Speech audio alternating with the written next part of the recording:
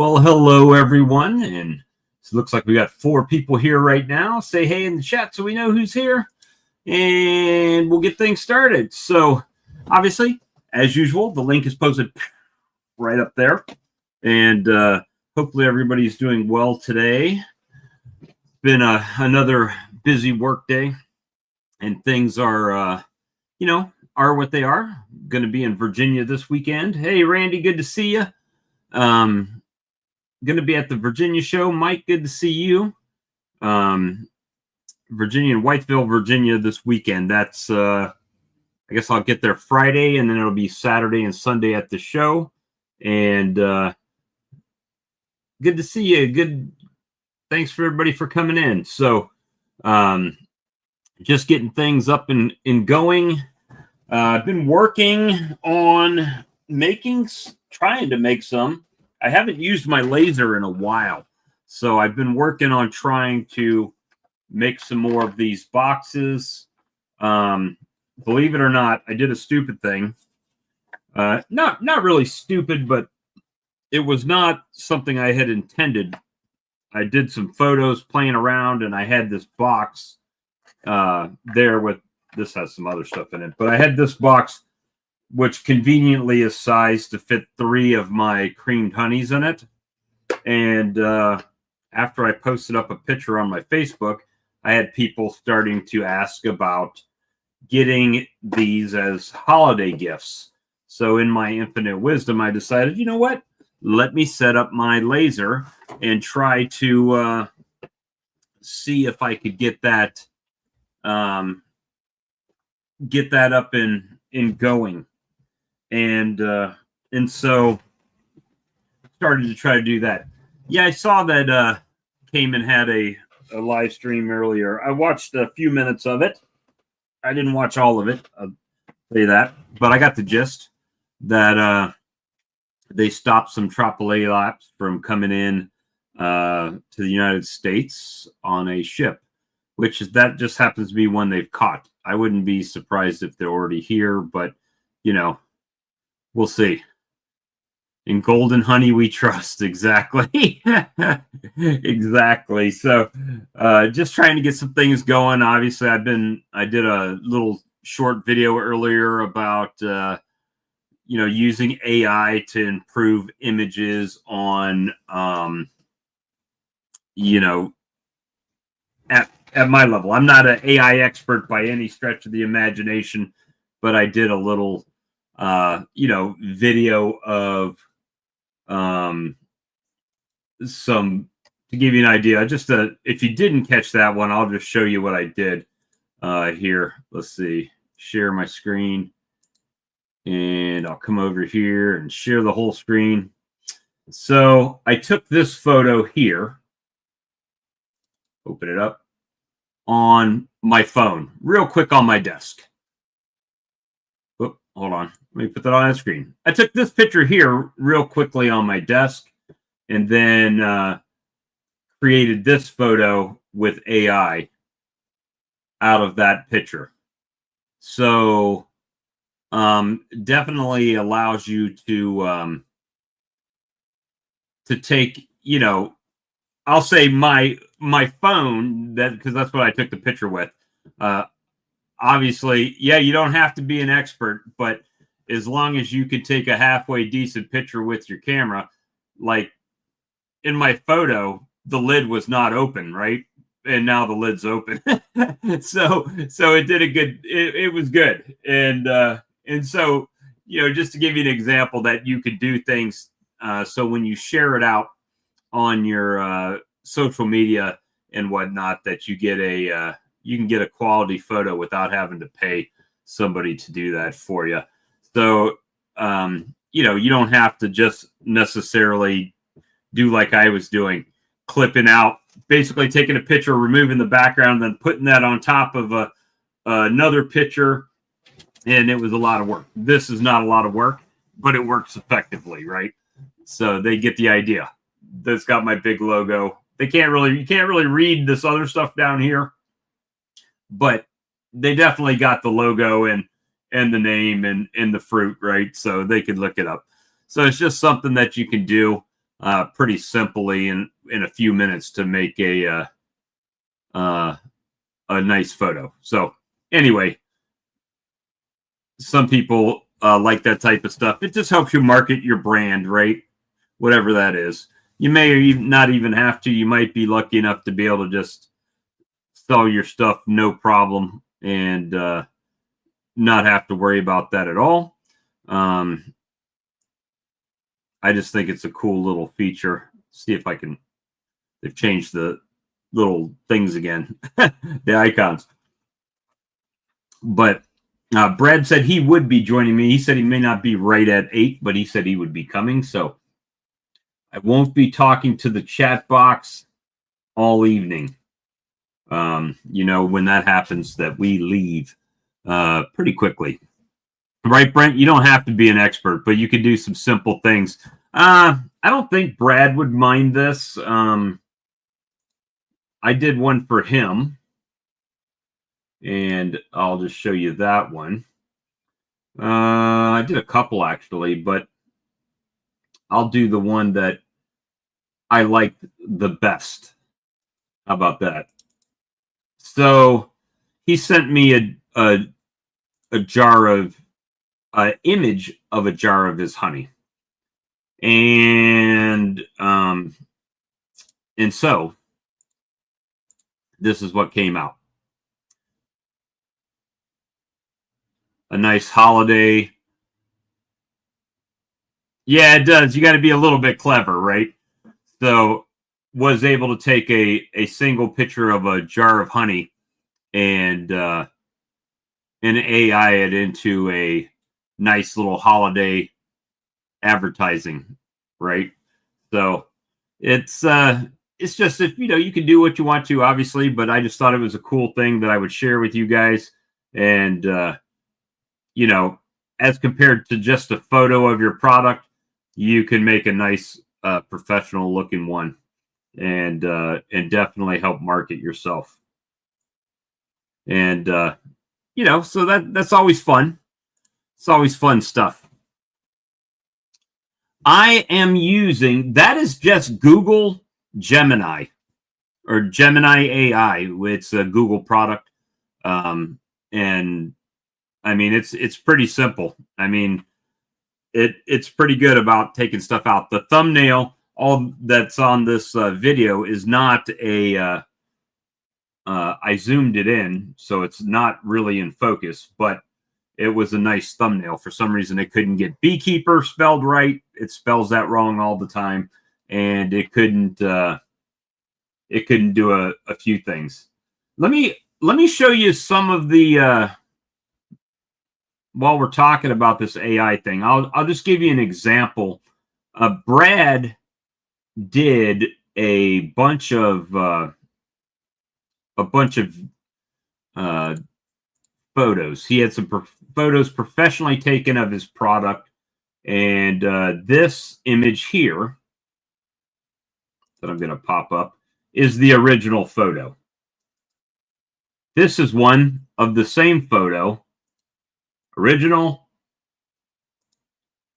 same photo in a Halloween theme. Same photo in a I did put a Canadian flag on it, but the same photo as the Christmas theme. So it's not, I made that one. So there is definitely things that can be done to help market yourself without paying someone else to do it. Hey, Jeff, good to see you. Brian, good to see you. So again, one more time for the people just coming in. This was the original photo that was sent to me, and very simply turned it into a Halloween theme photo. Christmas theme photo, same picture, same image, just with different themes on it. So definitely can do that type of thing to help market your product. I wish I could take credit for it. It's so simple, but just to be able to do something else very simply to help yourself market and make your product. Let me see. I've done a lot of stuff. All right. So to give you an idea. Oh, that's the finished product. So Ian Stepler had this picture on his Facebook page. Right? It's one of his kids when they were younger sitting on a pile of bee wax, and it said the bee wax queen. So I AI'd it, and it's the same beeswax in her. And of course, it says queen bee, and she's got the scepter. But if you look on the wall at the tapestry, they're all honeybees. Even the stained glass has bees in it. So it's amazing at some of the stuff that can be done. Obviously, that was a single. That was one my wife did, actually, of a movie poster. There's Brad as the beekeeper.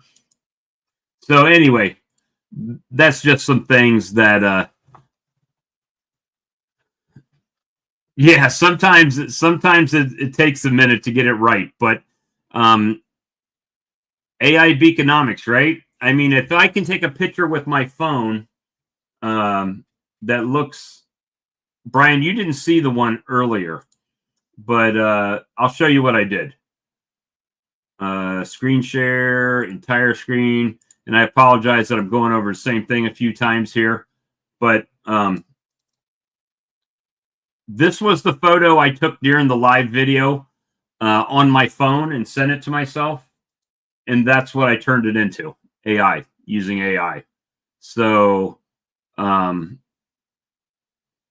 you know, it's a pretty cool thing. Yeah, it's all in the wordings and getting it going. So it is a way to definitely improve the way your photos look, and when you're going to offer those things to people on social media, just makes you look a little bit more professional. Oh, not a little bit. It makes you look a lot more professional doing it. So it's just one of those things, right?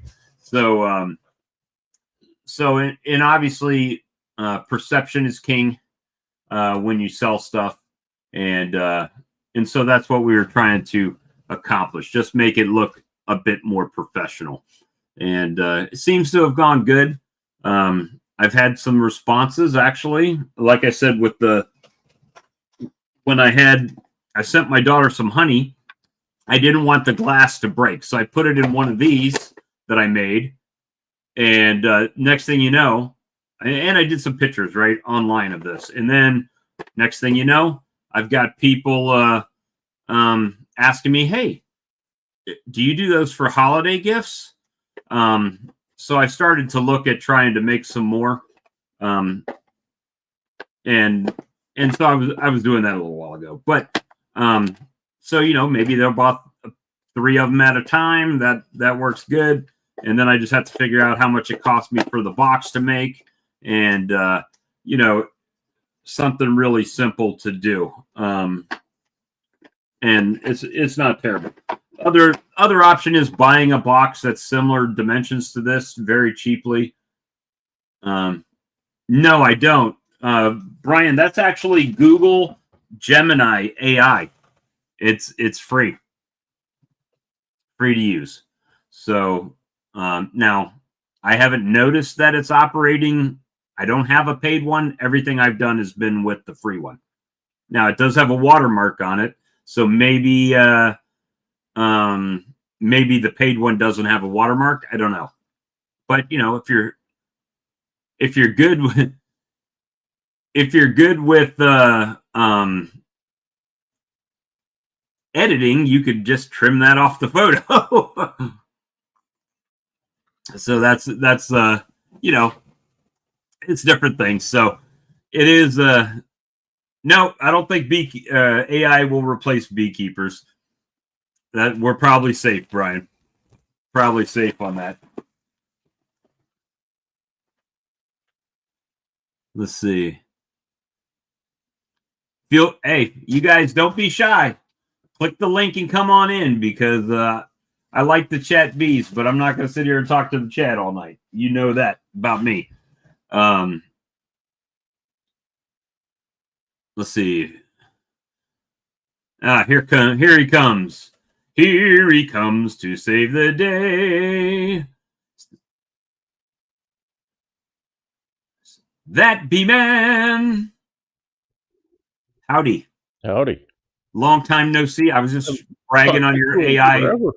I was just bragging on your AI photos. I showed him the I nice little holiday I ones. saw that. I started the video and I was looking at a picture of my jar of honey. Well, I said I don't think he'll mind. Not Ask mind at for all. forgiveness instead of permission, right? Yeah. Hey everybody. Say hi to Mr. Bootsy. They can't. He can't hear me. You got a headset on, but hey, Mr. Bootsy, No. the old He guy. couldn't hear you if you were here in the room. Yeah, poor guy is quite deaf. the well, I'm half He's deaf. he's old enough to drink in Canada. He's nearly old enough to drink in America. Now, he served his country well, so we'll turn the other blind eye. Yeah. Let him do it. Fortunately, I don't think he has one of those. A blind eye. Blind eye. Yeah. That's good. That's a good thing. Well, we've been Brad and I have talked today. Uh, one time today, one time yesterday, One time today. and and Brad's got exciting stuff coming up with the wood shop. So you might see some wood shop lives coming up. Well, I got Bob on the chat today and was asking him to review some of my ideas for my new winter cover that I want to build for my hives, and without going through the whole process because it was quite lengthy to come to the conclusion that I realized was the best solution. Um, it's so simple, it's crazy. I guess Occam maybe was a beekeeper because in this case, the simplest solution really is the best solution. Uh, Well, Mostly because, and I will say mostly because for my winter cover right now, is I do want a bit of an interim solution. So it was difficult for me to decide on how to build something new that was going to work for this year and then on into the future. So, it's best that I just stick to the simple solution for now. yeah, it was funny, and not like you said, not to give too much away because we do want to do a live stream about it. But the we talked yesterday, and we talked today, and we did talk about that subject Yeah. both days. And then I was like, well, why don't you just do this? And you're like, that's not a bad idea. And we had a nice little chuckle about it. So it was fun. How else? Yeah. Well, it was more, I kind of got on that track because it was time to start putting together equipment for going into the future, right? And solving some issues. Now, the biggest issue that I'm trying to solve right now is the fact that if whoever's watched my channel over the last year or so, uh, you'll recognize the quilt boxes that I made. So basically, it's a deep box, and on the bottom, about an inch up from the bottom, I've got a just a complete layer of number 8 hardware cloth, as beekeepers love to use. And then above that, I just fill it with wood shavings. I've got some holes in the side that add ventilation, and then I can put my migratory cover on that as I normally would. And those work great. Those really do work great. The wood shavings act as a desiccant. They pull the moisture up. There's a little bit of ventilation to help dry that over the season. Um, and it offers a reasonably good R value. Exactly what R value, I don't know. And I've always been wondering, how can I test R value? Can I do that test at home and somehow figure out what the R value is of a particular substance? So if anybody knows, let me know. So what I didn't like about that was when it came springtime, I want to go from, wintering, I want to go to feeding Summer. some syrup with either a gallon pail or a half gallon jar or something like that. And that's still pretty cold weather here. And when I tip that quilt box up, all those bees are stuck to that screen, and I think they're really attracted to those wood chips. I think there's moisture in there that they're trying to Drink access. off or something. So so getting the bees off of that screen is really quite impossible. So I wanted to get away from the screen and go with, probably just a wooden overhead over the bees. Um, so I reinvented the wheel, right? Thought, well, make a thing is about that thick and put polystyrene. I talked about it on my channel last weekend.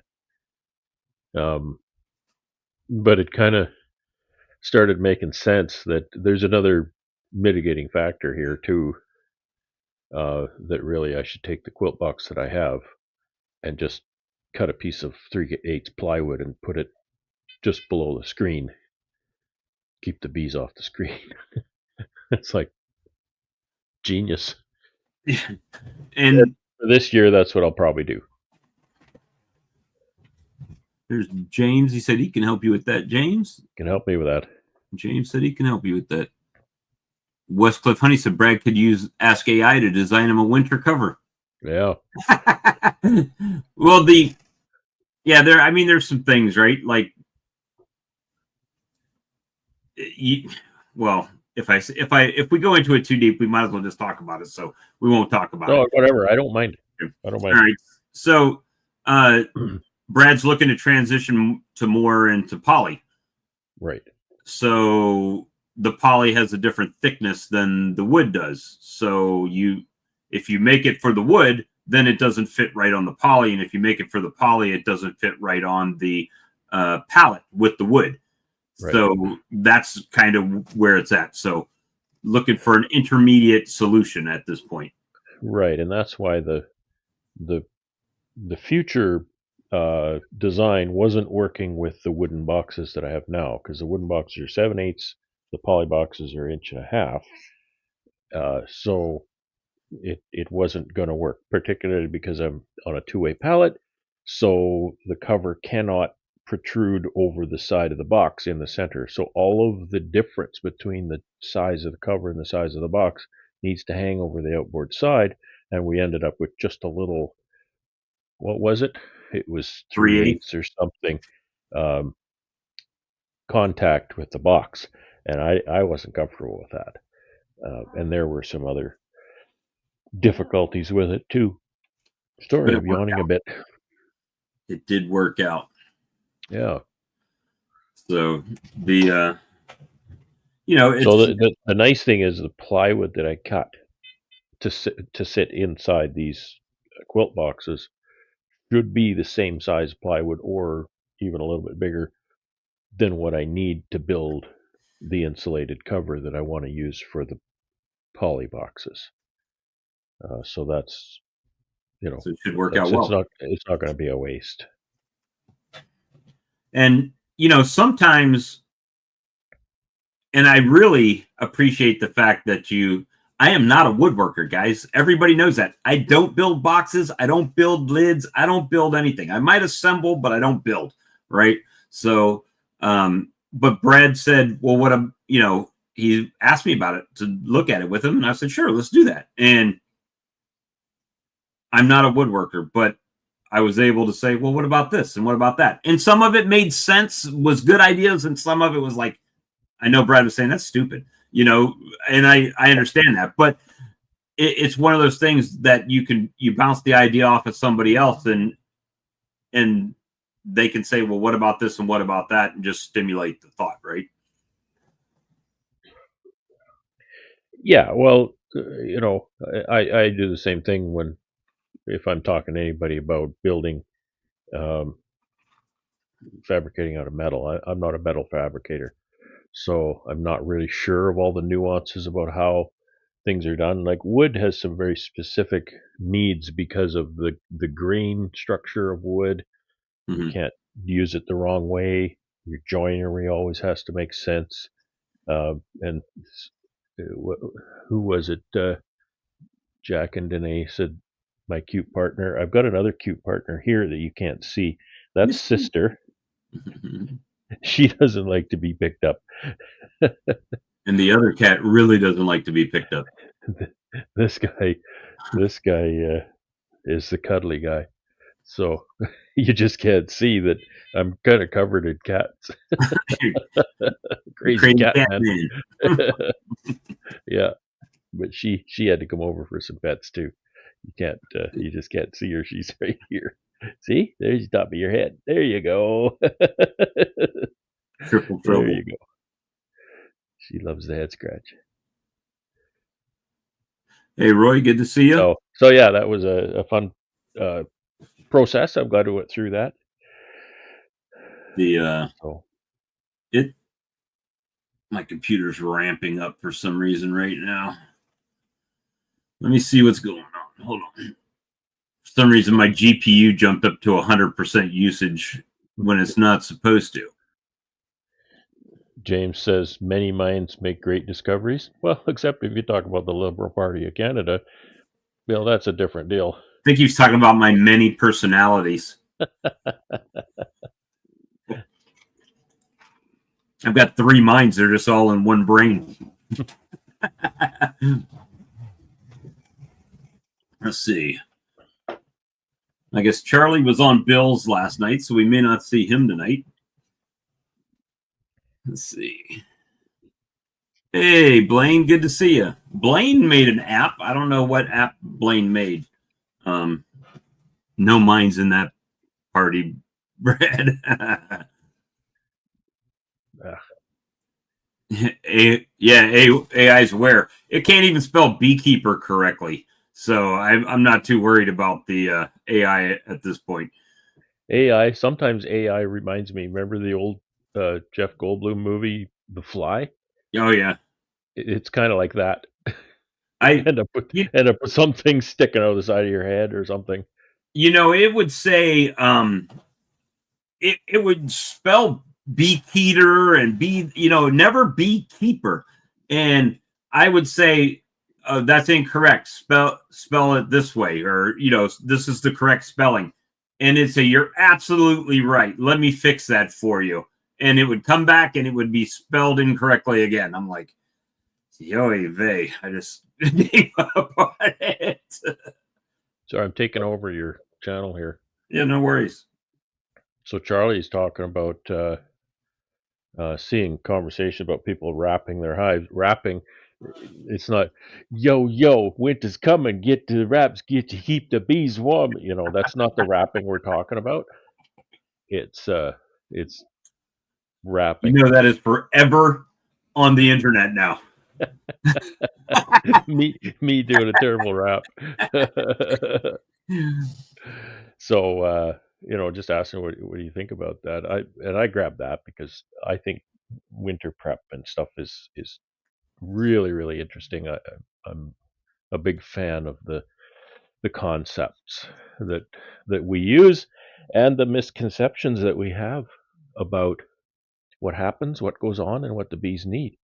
I think there's a lot of ideas as to what's going on in there that are not correct, and I don't think it helps with your bees at all. They're pretty resilient, so they get along whether or not you actually understand it or not. And I don't understand it fully, so I can't say that somebody is out to lunch because I'm no master at it. I'm always learning, but that's why it intrigues me what's going Well, on in there.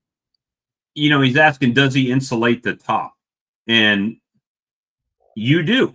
I mean, a little bit, right? You use wood chips and you're looking to go to the styrofoam. Right. The wood chips actually absorb the moisture, but I guess they do have an insulating value as well. They absolutely do. All of the house I grew up in and all of the houses in that era were insulated with wood shavings. So it's It has a very good R value. now I don't insulate my hives at all unless I just happen to be one of my poly hives, but most of mine don't get anything extra, right? They get the bee warmth and maybe a foamy on top is about it here. Um, See, I always start conversation when we're talking about insulation by making the point that insulation does not keep things warm. Keeps things out. Insulation insulation decouples. It's a thermal decoupling, right? It mitigates or reduces the effect of one thermal zone to another. Whether because okay, here's the example. My area, houses are insulated. We insulate our houses. Why? Well, so that we can keep them warm in the winter. Whereas as you go to Texas, they insulate their houses so that they can keep them cool. Arizona, same thing. They want to keep the houses cool, so they insulate them. So it doesn't keep the houses warm. It separates the inside environment of that house from the outside environment of the landscape, right? Makes Doesn't it that, easier for them to control the temperature. yeah, bury them in the snow. And I'll talk about that. Correct, so that you can regulate that temperature. Now, that goes the same for the bees. The bees, as we know, the bees regulate the temperature in the hive. Uh, Different mechanisms they use. If they need to warm it up, then they eat honey, they eat carbohydrates, and they flex Fiber. their wing muscles in order to create heat. And won't really go into all the dynamics of no, they don't heat the hive, they heat the cluster. That's all true, but it's not really that important right now. But when it's really hot out, which is what Bob will encounter, uh, I encountered a little bit here, but our hot days aren't really hot days compared to what they are in a place like Florida, Texas, Arizona, or South Carolina. So the bees then need to ventilate the hive to keep it cool, and they also leave. If they can't keep the brood cool enough, that's when you get bearding because they leave. They just Walk go. out. And a lot of times I've noticed if you look in a hive that's overheating, the bees will be all around the outside. They won't be on the inside because they want to leave the brood. They want to get off the brood so that they don't warm it up. So they use ventilation as well. So I just find that whole dynamic very, very interesting. And another thing about it is this idea of the freezing point. And I think for someone like myself, where our temperature standard is Celsius, we get down to that very all important transition point called zero. That's the freezing point. Right. And we think about above zero and below zero, that's a very, very meaningful line. Now, if you're using Fahrenheit, it's 32. It still has the same kind of connotations, but it's not as like it's still either have above 32 or below 32. Right. Um, and what I've come to understand about the bees is that freezing point means nothing to them. It's not meaningful at all because their behavior, their metabolic rate, all of those things that the temperature affects changes above that freezing point. It changes, between 40 and 50 F, or between 4 and 10 C. Once you get below about 4 C, you can go a long ways below that before things, you know, really get very much different for the bees. They're very good at staying warm. Uh, they don't really need insulation even in Canadian winter, but boy, do they ever eat a lot when they're not insulated. So the insulation doesn't help the bees survive per se. It doesn't help them get through the winter per se. It helps them not eat as much, Which right? helps the beekeeper from replacing them. Well, which helps them from starving to death. You might have to have 2 or 3 deeps of honey if you're going to go through a Canadian winter and not wrap them. Well, we don't want to do that, so we'd rather 1 deep of honey or 2 deeps of honey, and then a modest winter wrap, and then that'll even out for them. So it's just a balance between because they can stay warm. right? They can stay warm. They're not going to freeze to death. But do they have enough fuel to stay warm? And so if they don't, then they starve. So we Which, balance that out between the amount of fuel we put in there and the amount of insulation to help them, decouple them from the outside environment. now since we've been associating with each other for approximately 3 years now, um, I'm going to ask you a question because I pretty much know the answer right now, but the 65 people watching probably don't. It's conversation, man. So we'll flash back to 3 years ago. 3 years ago when you and I met, and you heard me wah wah wah crying about my bees and the headaches that I have with my bees, and the perception was, what are you talking about? You have it easy. It's nice and warm down there. Yeah. And how has your perception of that changed after getting to know beekeepers in the States? And Totally flipped upside down. I think winter for the beekeeper is way easier where I live because I need to do all of my work between August and early November, right? I need to, and it's as careful as you need to be with your bees all winter. That amount of careful preparation, like the carefulness that you have to perform all winter, I need to do that in careful preparation because by the time late August, October, early November hits, my options are done. The die is cast, as they say. There is nothing more I can do. I can't feed, I can't open them, I can't inspect them, I can't nothing. There's nothing. And I can't make the bees do anything. they're on their path. They're practically in stasis until April. So there's nothing I can do except worry. And if you're Ian, then you go and crack lids all winter. Right. But if Well, I'm wintering outdoors, I'm not going to do that either. So yeah, totally upside down, man. now what I was your don't thoughts envy you guys at all. originally? What were your perceptions? What Well, see, I mean, I know well, you I just just thought, changed, well, you can feed your bees all winter, and it's brood and blah blah blah blah blah. But I didn't take into account, and I'm still learning. I'm still learning what your struggles are.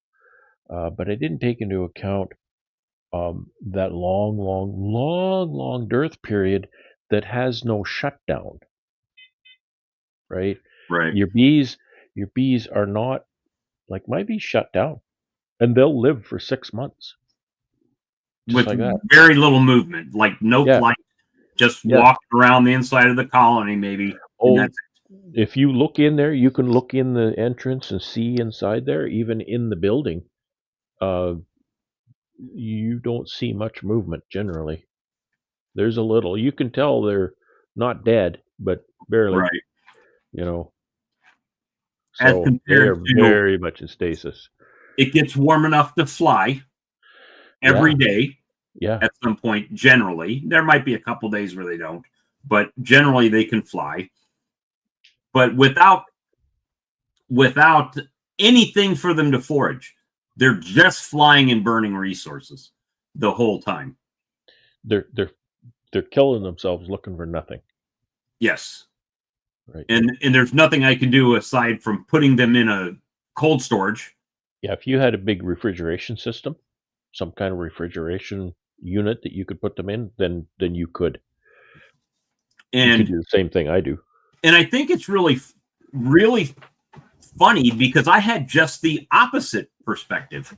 I was like, oh, their beekeeping up there must suck because of the long winter and they got the snow. And then as we, through this chat, I mean mainly, that we get in here and we talk about these things and what are you experiencing, and I've learned things that you guys do, like shake them all down to a single deep and stuff that I've tried to implement here, and people look at you like, why are you doing that? And because I know it's successful up there, right? So it should be successful here. as long as I keep a close monitor of it.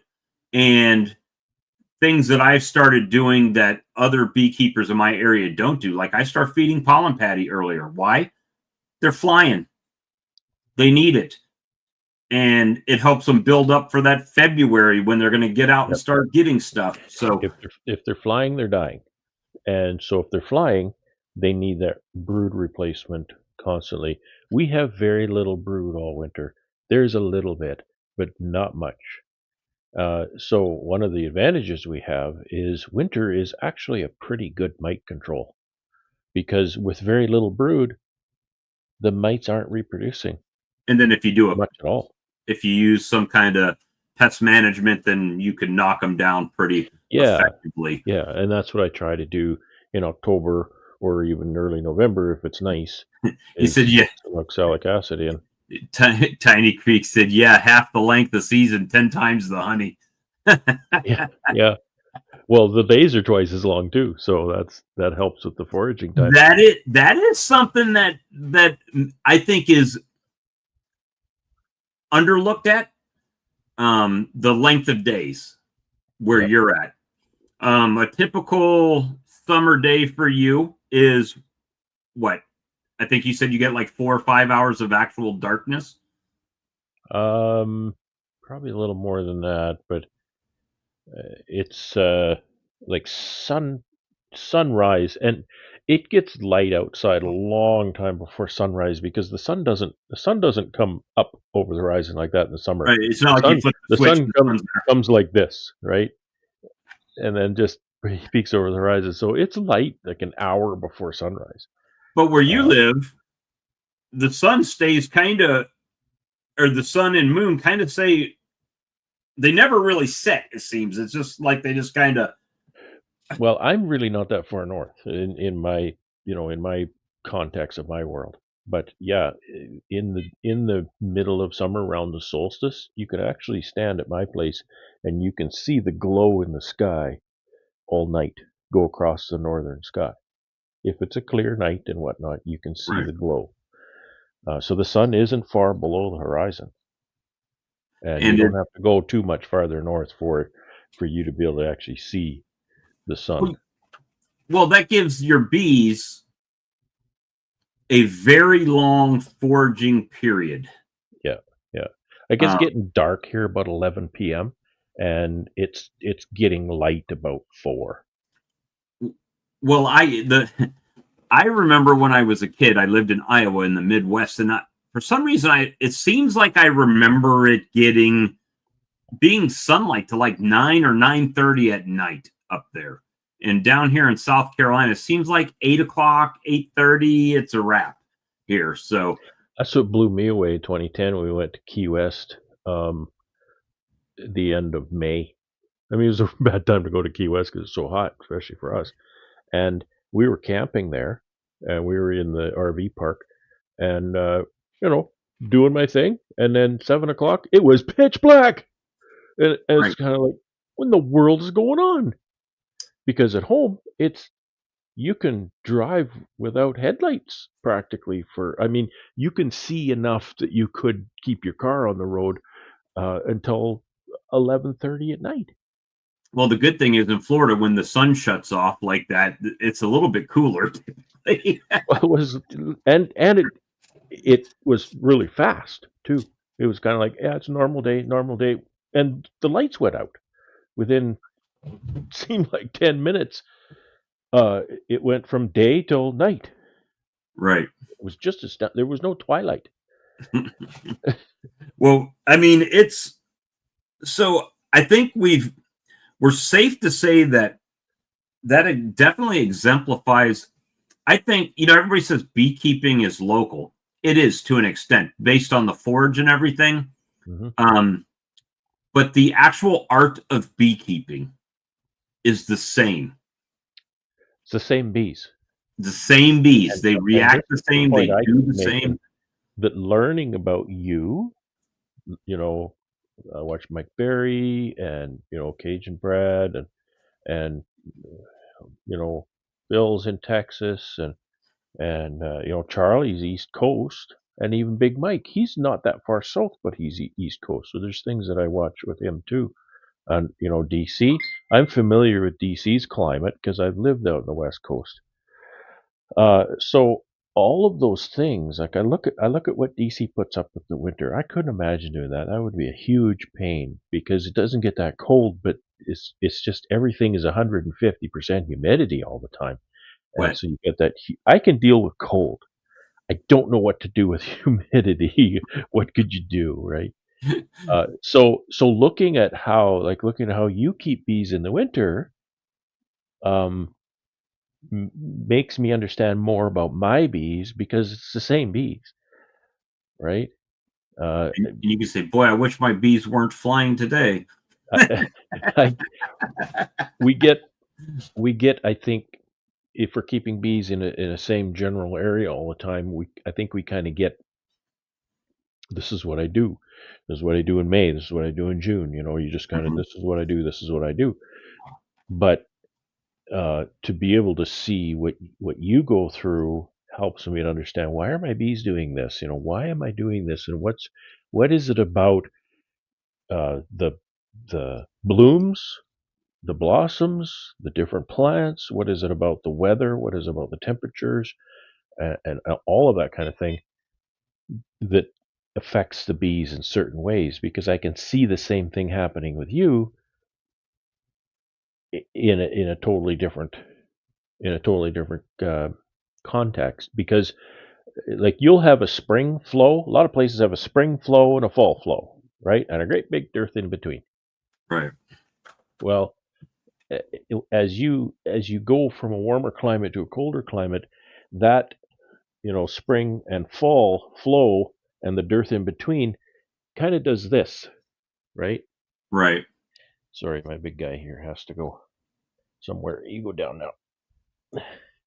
And so by the time you get to where I live, that dearth has disappeared, and so Right. you just have One. one giant flow, right?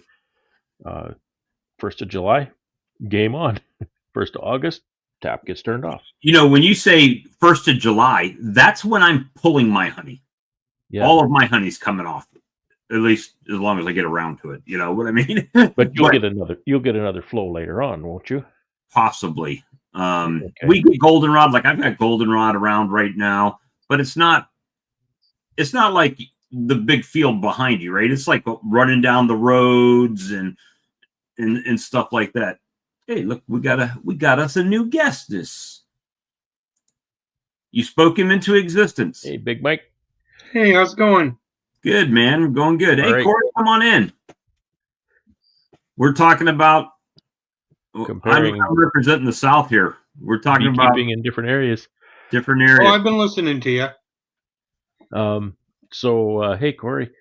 Uh, and yeah, it is different. And I've told the story 100 times, and I'll tell it again. That when I started keeping bees, I didn't really take part in the beekeeping world. I just would read bee source and just do all the reading and watching YouTube. I wasn't actually watching a lot of beekeeping YouTube, a little bit. Um, but one of the things I discovered online was this guy was writing a daily blog about beekeeping, and he was a really good writer. He didn't write, like, he'd write 2 or 3 paragraphs a day, maybe one. Um, and he was really helpful to me. And he was in Manitoba. I thought, okay, this guy's in Manitoba. I can read what he's doing. And it turned out that his season in the spring, particularly, was about a week ahead of mine. So he wasn't really, really close to me, but close enough that it was a very similar season. But he was a little bit ahead of me because he was south of me. And so I'd just read his blog every day. And when he'd say, well, I'm going to go out and do some treatments, or I'm going to go out and put some pollen patties, or I've got to put some syrup on or something, I'd say, okay. And then I might have to go and buy some sugar. I might have to go buy some pollen patties or some treatments or something. And so it would give me a few days of grace that I could actually get myself set up to do that thing that he's doing. And then as the season goes on, our season's kind of equalized. and then my season actually starts to precede his because I'm a little farther north in a different climate than he's in. So that was really, really helpful to me I to have that, that daily blog written about local beekeeping. I It just just Googled. saved me. Alan asked me to Google Grand Prairie, Alberta's sunrise for June of 25. Sunrise. Oh, Hold hey, on. Alan, just saw you there. Sunrise Oh, yeah, they were way north of me. on June 21st. The solstice was at 4:37 a.m. Yeah, and sunset was at 9:56 p.m. So yeah, 10 basically o'clock. 4:30 to 10. Yeah, So that gives and you roughly and 6.5 hours of sun or and an hour and a half of twilight. So you say, well, the sun goes down at 11 o'clock. It gets dark at midnight or 12:30. It doesn't get dark fast. Very slow. so you get What's the latitude, Grand Prairie? I'm not sure what it is. Alan could probably say. I'm about 50 degrees. Grand Prairie is north of you. It's way north of me. I think they're 60. Yeah, Gary, I kind of agree with you. I don't know that I think it's the time. Like, 55. to give you an example, one of the biggest nuke producers in America is right here in South Carolina, about an hour from me. And in May, they move it from here to New York State. And I think they're moving it at a time that the temperatures aren't shocking the bees, right? Obviously, if I buy bees from Northern California in, let's say, May, and they get here and it's 110 degrees where it's only like 75 there, and they adjust in like 2 days, I think that stresses them. Plus the ride in the truck and in the plane and everything else. But the actual moving of southern bees up north slowly, like on a truck, 2 or 3 days getting up there, you're setting them up. They kind of have, it's kind of like putting a fish in a fish tank, right? You keep it in the water until they adjust to the temperature of the water, then you release them. I think it's a little bit more like that. I don't think it's a survival thing because southern bees against northern bees. I mean, There have been experiments done, though, where they have shown that bees do acclimatize to their local area. And it's not, their conclusion was that it was not based on climate per se. It was really based on the local viral load or something. And they have shown that a move of a few hundred miles will have a measurable effect on the health of the bees over time. well, I mean, yeah. So I mean, there It's is. the same bees, but it's kind of like a lot of times you go on vacation and you come home and you're sick, Get sick, right? right? Because now you've gone to a different place that has a different pool of germs you're swimming in. pool of viruses and bacteria and stuff. And you're like at home, you can deal with everything because your body has acclimatized to the microbial climate, I'll call it. Right. And they're finding that bees are no different. It's the same bees, and they will react to the climate in the same way. They will react to climatic conditions in the same way. So if the climate is different, then they will react accordingly. But they find that the microbial landscape in an area does have an effect on the bees. Yeah. So, yeah, I mean, but how do they adjust to that? Over a couple brood cycles? Same way you do, right? You get sick and then you get over it. Do we know that bees have an immune system like that? It's not like a human immune system, but it's kind of got some of those principles, I think. Big Okay, Mike, what you been gotta up come to? back. Feeding. Sit down. Feeding, and more feeding. It sounds like a plan. But see, you will be in the same situation that Brad is. Before long, they'll be buried in snow or covered up and you'll be done till next year. Mike gets way more snow than I get. Sometimes my place up north gets a lot more snow. So Yeah. Brad, last week you were talking about your wintering out and you wanted an upper entrance, but you have your migratory covers. Yep. You were talking about a shim.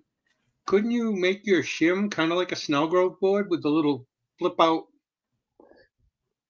It's very simple to put in on the side. So Yeah. they'd have that vent, but in the spring you could close it so the heat would stay back in the hive and they would brood up better. Do you know what I'm talking about? Yeah, I know what you mean. Yeah. Because See, in the spring, I just switched to the migratory cover. Do southern bees that have dealt with small hive beetles do better than northern bees that has never seen one? Great question. I have no idea. what's that? I know. Hey, Charlie. Hey, Charlie. Hey, Charlie. Hey, Charlie. Hey, I know that my bee's demeanor has changed. Even the colony that was always real pissy, right? The mean ones. I've been going in those recently, doing checks, and they're fine. Now they don't like the GoPro very much, but for me, there's no issues. Now, in those colonies, the hive beetles are in check, right? I assume the Varroa are in check. They're doing pretty good. They're populous. They've all got brood. That cutout colony had about 5 frames of brood in there that they're working with. So it's our winter flying bees compared to our summer flying bees, I guess. but they're doing pretty good. I mean, they're not aggravating. Even the ones that went to the honey table the other day, they didn't fuss or try to sting me. They were just going to lick up on the honey bottles and go back home. What's going on in Charlie's world? oh, just working, and it actually got warm today. Got up to about 70, and then the rest of the week is going to be the highs will be in the low 60s. So I've been condensing hives and combining hives, and pretty much got that done. See, in the context, Bob, of what we were talking about, what Charlie just said terrifies me. Huh? Somebody messing with their hives like that in, mid to late October is kind of like, oh my God, don't do that. Because of we're talking about, Charlie, with the different management. Well, climates, right? We've had you have that luxury, you have that opportunity. I don't. Things are getting cooler, but on the weekends it was like 71 degrees in the middle of the day. So you got time to do things like that. Saturday was 71, and I had a hive that requeened itself, which was amazing here in the last couple months, and I've had 3 frames of brood in there. I've got a queen. I had one hive on the end down there that was queenless. I condensed it down to one box, and the top box had all the, sugar water honey in there with all the bees. So something I did, I've often heard about it, but never done it. And that was, I made up some sugar water, and I put some peppermint in it, and I sprayed the bees in the one hive with the queen, and then I papered it and sprayed the bees with the peppermint sugar water in the other box and put it on top to let them combine. And then one other hive was a land worker that was just about dead, and I threw all them bees out in the hayfield and put all that stuff away. And I've got one more hive here that's down into one medium box, and I'm gonna have to see where I can put those bees, or either they're gonna die or whatever.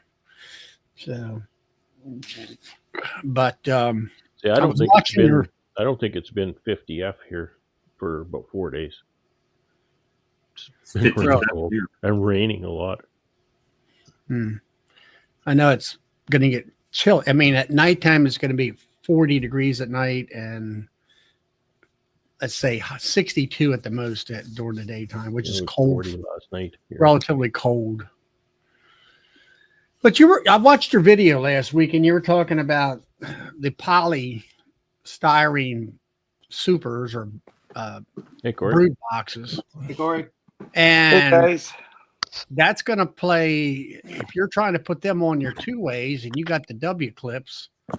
I have U clips. U clips? Yeah. Well, they're not going to fit if you put sides. So you're going to have to make. I got playing, man.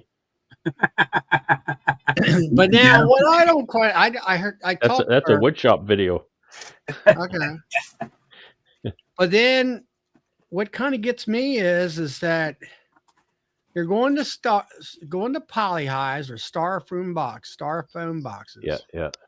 Okay. Now I do know from my own experience having a six frame license that they have indent handles front and back, but not on the sides. So, but you're coming in from the side, from the side of the box anyway with your high lifter. So that probably will work. Yeah. I think with your. But I don't lift brood chambers. I almost never lift a brood chamber with my lifter machine. And then you're talking about these something about the quilt boxes and putting them on top and all that stuff. And I'm like, why are you doing that? You should be getting a insulated lid that fits that box. Really? That's a great idea, right, Bob? So yes, that's exactly the plan, Charlie. The idea insulated of it is lid. Huh? Insulated cover is exactly the plan for those polystyrene boxes. Yes. I mean, you're going to buy the thing that fits the box. No, I'm going to build it. Why? Because I want to. I think because the one that goes with the box isn't as high R value as what I'd like to have, so I'm going to build something. And he can utilize supplies he's already owns as compared to reinvesting in 200 poly hives or 200 poly lids. Yeah, the poly equipment, boy, it's expensive. Man, it's expensive. Oh, I know it is. Holy crap. And you know, I'm trying to do probably say 50 of these over time. It's going to take me a while. So are you going to get rid of the upper ventilation and go to the condensing hive?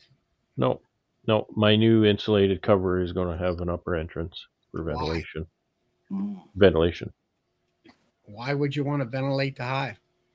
Well, it's because when you change the conditions outside the hive, you sometimes need to adjust the conditions inside or the hive itself. And I think this condensing hive idea is a great idea, but not necessarily universal for all climates. I have talked to a lot of beekeepers here who have done both. Yeah. And the consensus does lean toward a small ventilation hole in the top. Yeah, but I mean, keep the moisture down inside the colony. Well, there shouldn't be any moisture at all then. Yeah, but if it's totally sealed up, you got the heat on the inside and the weather on the outside, so you get the beer can effect on the inside walls and lid. Not if you have insulation. Absolutely, because all of that feed in there has 18% moisture, and that moisture goes somewhere when the bees eat it. and that somewhere is the environment inside the hive. So that water vapor needs to go somewhere. So it'll hit the walls and the ceiling of that hive. It'll condense, and then it'll either freeze if the wall or ceiling is not warm enough. It'll run down the walls. It'll run down. all of Well, those I mean, kind the of idea of the condensing hive, as far as like with Bill Heschbeck and what in the you've got I don't know, I several understand. people have put all that stuff out. I Is that understand. the moisture goes down the walls where bees can drink it. But the thing of it is, like, all right, for me, all right, I have an inner cover, piece of wood. I cover the hole up so the bees can't get to the insulation. I put the 1.5 inch insulation on top. So what does it do? It insulates the wood, though the wood doesn't get cold, so the moisture doesn't condense on the wood. Well, that's job number one. It will condense on it, but you don't want it to freeze on it. Because if it freezes on it, that's a big problem. Saw Doug was just trying to come in, but he didn't make it. So Brian just put, hive sensors showed a lot of humidity when we closed our top vents last year, enough that we aren't closing the tops this year. And again, like I said earlier on too, when you think about different people keeping bees in different climates, I cited DC's area. DC has a very specific set of conditions that he deals with, and it's not minus 40 like I deal with. It's not flight weather every day. Well, I think he said they can fly. It's not very warm like Bob, but he deals with humidity. He deals with a lot of humidity, and that's got to be just the worst thing, I think, because it's the worst thing to try and deal with. Well, now Brian, see there, and I mean, he's, when it comes to data, he's definitely a data collector. I forget where Brian's located. He's down in Memphis. Oh, Memphis. Okay. Hey, Doug. Hey, Doug. He's down in Memphis, and he runs licensed insulated hives, and he's got what do you call them, monitors inside there that monitor the humidity, and which is fantastic. And he talk about mite counts. He does mite counts with the old trays and counts actually all that stuff. I'll tell you what, if I could go back in time, as I was scaling, I would have just bought polyhives the whole way.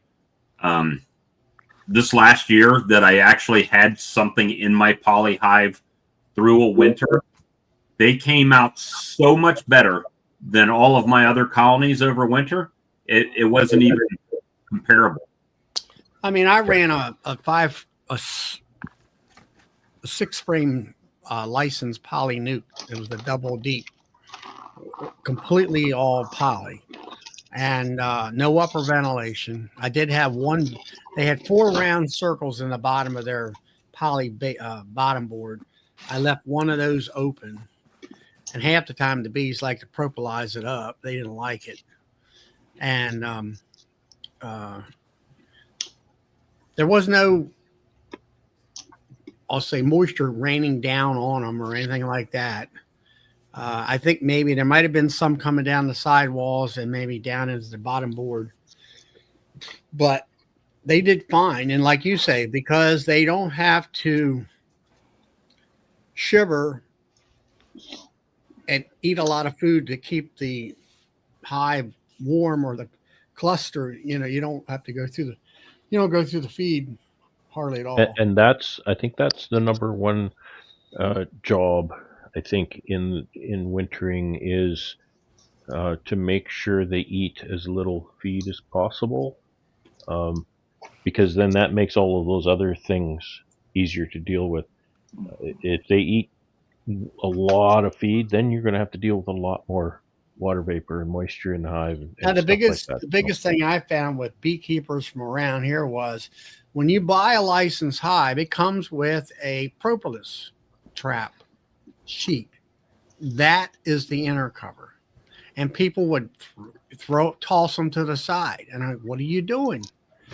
Well, then they would complain about it because that license it's got a dome type lid. Well, if you have a licensed feeder, that's why it's domed. The feeder, like if you see my videos with those wide flanges, that's where that fits on I that leave end. the feeder on there, and any condensation that comes from the lid falls back into the feeder. And then if they need the water, they That's can what get I'm it. saying. There is no condensation. Yeah. Brad, are you hoping to winter outdoors for moving forward? Yeah, I think so. Yeah. Just In to your case, reduce my workload and Okay. free up my building. Yeah. In your case, would this make sense to you? Since you got the double hive system going, what if you were to make your winter covers your tops and make telescope it in where they would cover both of them at the same time? I said the same thing to him today. Oh, did I come But into we the story determine a little late here? why not, right? I don't know that there's any advantage. And then if you're trying to quickly add a sugar cake or add fondant or something in the spring, now you got 2 hives open instead of 1. That kind of thing. Plus the fact that anytime I have built equipment that has multiple units, whether it be, a 5 and 5 in a 10 frame box, Mm-hmm. or a quad mini mating nuke kind of thing, I have learned to hate those with a passion. Oh, okay. So I've learned to kind of steer away from anything that has too many units combined, right? Okay. So that's the short answer. It's probably largely a aversion on my part personally. Yeah. Doug's kind of the expert right now because he's Doug's running quite a few lot polys. of Yeah. We're running about 100 styrofoam hives through the winter. For a cover, I just use a 3/8 or not 3/8, a 3/4 inch sheet of plywood. Cut it the same size as a styrofoam hive. I put a 3/8 shim on it and have an upper entrance. The one thing you'll have up in our part of the world, you see an Ian sweep up bees in the wintertime. When you're wintering outside, those bees don't get outside. They stay on the bottom of your hive. Yep. So we find the upper entrance, if we get a day that's half decent, the bees can get out and fly. They can't come out through the bottom because of dead bees, because of wraps, different things. Does the so how did your bees do? I know last year was the first year you had them overwintering, those poly hives? No, we started about 5 or 6 years ago, but it's about the last 3 years we really increased. And so your winter wrap or your winter preparation for that hive, Doug, you put a sheet of polystyrene on top of that cover, don't you? Yeah, I have styrofoam cut the same size as the plywood cover. 2 inches? Yeah, you have to indent the bottom of it because when we put it on, that feed plug will hold it up a little bit. So we have to make an indent in it and then put it on. 2 inches? I'm running 2, it's 3 inches. I put 2 on and they're 1.5 inches. I see. Okay. And see, then that'll guide me because I don't, when I do build my insulated cover, I'm not sure how much I was going to eat, minimum 2 up to 4, but. And the nice thing about it that way, leaving the plywood cover on come early April, if you get nice weather and you want to start feeding, I can pull a 2 styrofoam off, put a feed pail on. Yeah. The other thing it does, like I was treating bees today, I can be like Charlie. I can put OA on every day or every month of the year if I need to with that upper entrance. That's true. Yeah. Now, talking about the dead bees, Doug, where I'm at throughout the winter, we'll probably get a 1 or 2 days a month through the winter that'll be flight weather. It'll be 48, 50 degrees and they'll fly, and maybe get a month's worth of no flight. So like you say, you have that flight time where they can get rid of the dead bees, where yours is not going to be that way. And of course you got snow up there too. Yeah, we might get 1 or 2 days between November and April where we'll get yellow snow. Yeah. Yeah, I'll see, you know, early in the winter season, there might be a day or two I can see some bees have died in the snow, so it's been warm enough for them to get out, but Yeah, they don't last long. no. That was my biggest issue whenever I used to winter outdoors, is just the fluctuation in temperatures. I just can't see that being good for the bees. So keeping them indoors, like, well, we're at an advantage. We probably get an extra 2 weeks in the fall, and then probably start 2 weeks before you, Brad, Yeah. where I am.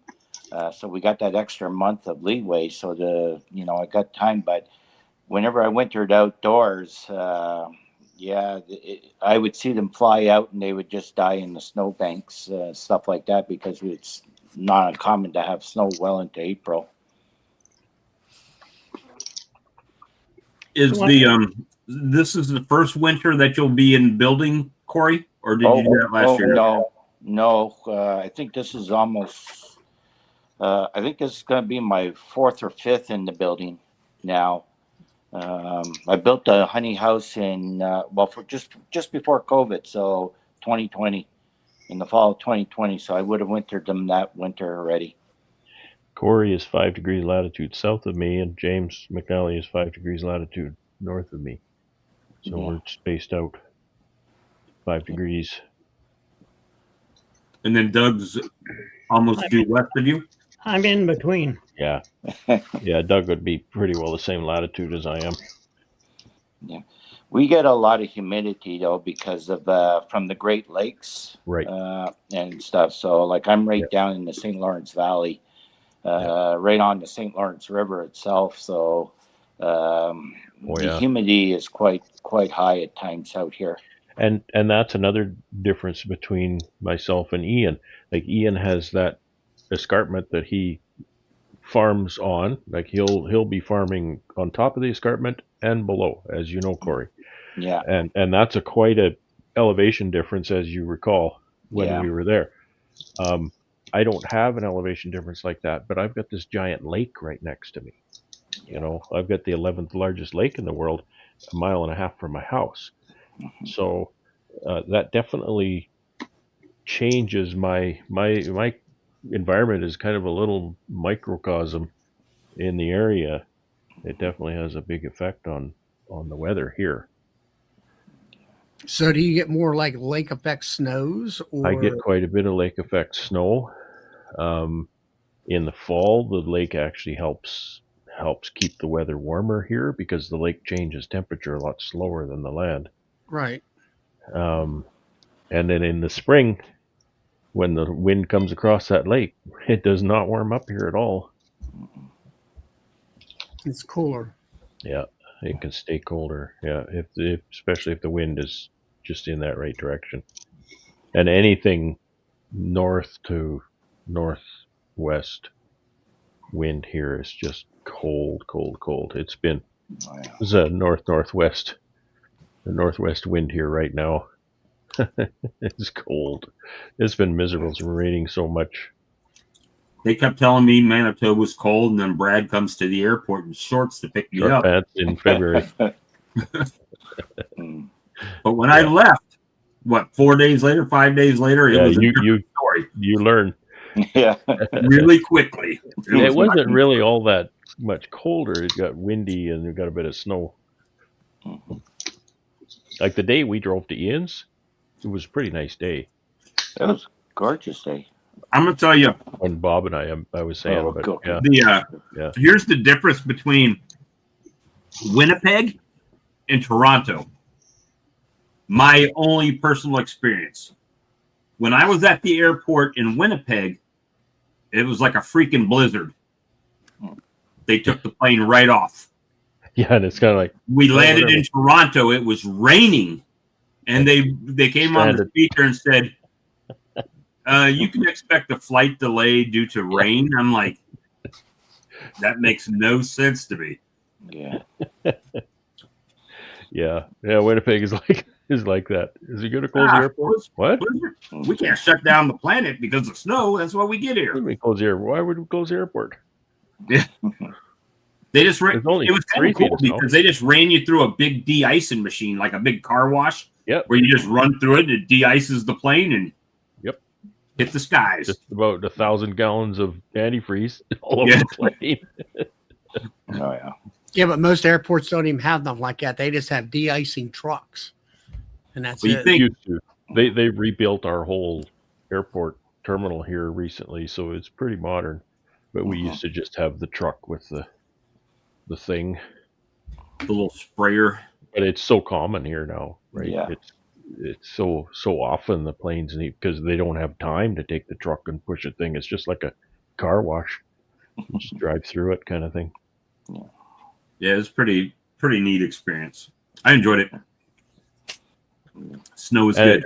It's easier for them than once they spray it, they collect it again, right? It runs down into the sump. They just recycle it. It doesn't just run off into the lake.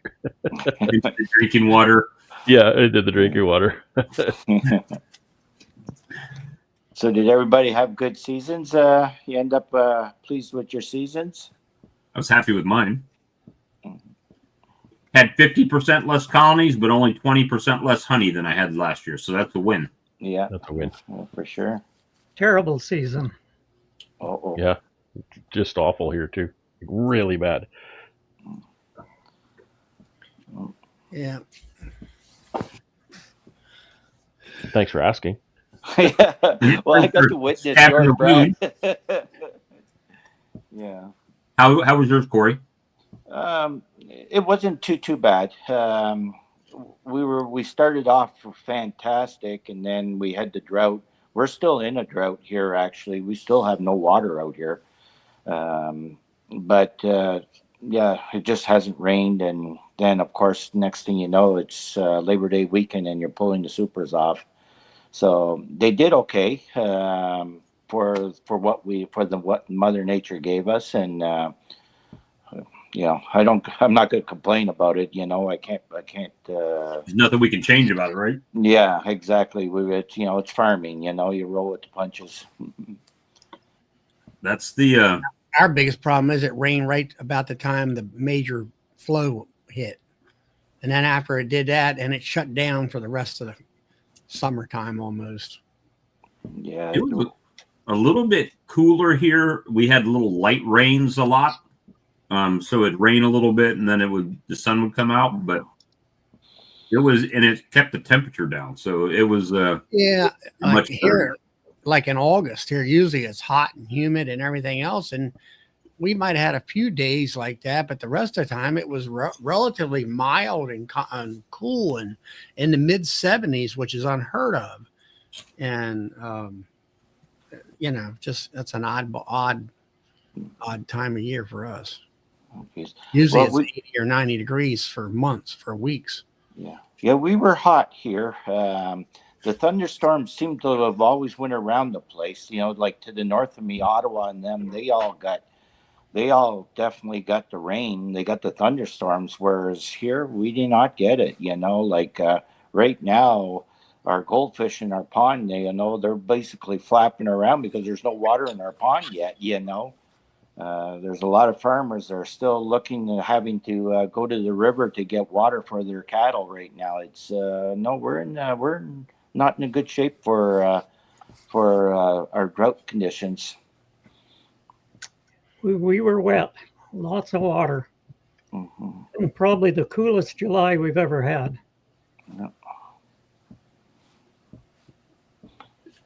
Hopefully, I'm not crunching too much. Sorry. And that's what contributed to your poor season, you figure, then, Doug? Or yeah, there wasn't a lot of flying days in July. Okay. Well, that's our July was dry, but for the queen mating it was spectacular. I've always had really good queen mating in July here. Okay. Like 98% return. It seemed like we talked about this Monday night or Friday night or whatever it was, as far as queen mating. It seemed like across the board, across the United States and Canada, queen mating was very difficult this year for everybody. Well, I was down 150 pounds on honey, but that, like I say, a lot of it was washed out by the rain. And I think also queen issues too. So My yield was 60% of average. oh, Yeah, we'd probably be in that range too, Brad. And 10 years, my average is really average, right? It really doesn't change much here. okay. In the 10 years I've been keeping bees, and this year it was just absolutely horrible. Well, you did a lot of splitting too, though, this year. You started race basically from scratch. The honey producers that I am basing that on, I really didn't split. Oh, okay. I split other colonies that I didn't harvest honey off of. Okay. Yeah, but it's it was really brutal. It was a good year to raise nukes because the honey flow wasn't interfering with you all the time. Yeah. Oh, for sure, for sure. And then then you go to Ian. He had a fabulous year. The weather, Fantastic year. the weather all just worked out for him. Yeah, good flow. That was fun working in his yard harvesting honey. Yeah, for Working sure. with his crew. His crew is such a great crew, eh? Oh, it was a lot of fun. Good boy, did he ever down to earth kids, eh? Oh my goodness. And literally, like, I think to put in context of what we're talking about, just to visualize it for the people in the chat, Mhm. he keeps bees on two-way pallets like mine. So the bottom of the bottom brood chamber is 5 inches off the ground. So it is right down there. It is as low as you could get. Yeah. I'm 6'4". I can reach 8 feet high, and I was taking the covers off of his Oh, beehive so that we could pull what was it, the first round of pull that we were there for, and some of those covers I could hardly reach. yeah. Those covers were nearly 8 feet up. Yeah, that was something. Well, he was standing on top of his lids because you avoided his warranty on those lids there. I told him that. I told him that was avoided the warranty. So I guess with the operation, because I don't produce honey like that, right? I have the opportunity to take a honey box off, put a new honey box down in its place, and go harvest that box, right? I can do that. Well, we were doing exactly the same thing, except we were taking 5 of them off and putting 3 back on. Yeah. And then, those are deeps too. And they were definitely full. Yeah, Corey was handling the easy loader, so he knows. Now, when you say that, Bob, are those frames capped? Yeah, I try to only pull cap frames. That's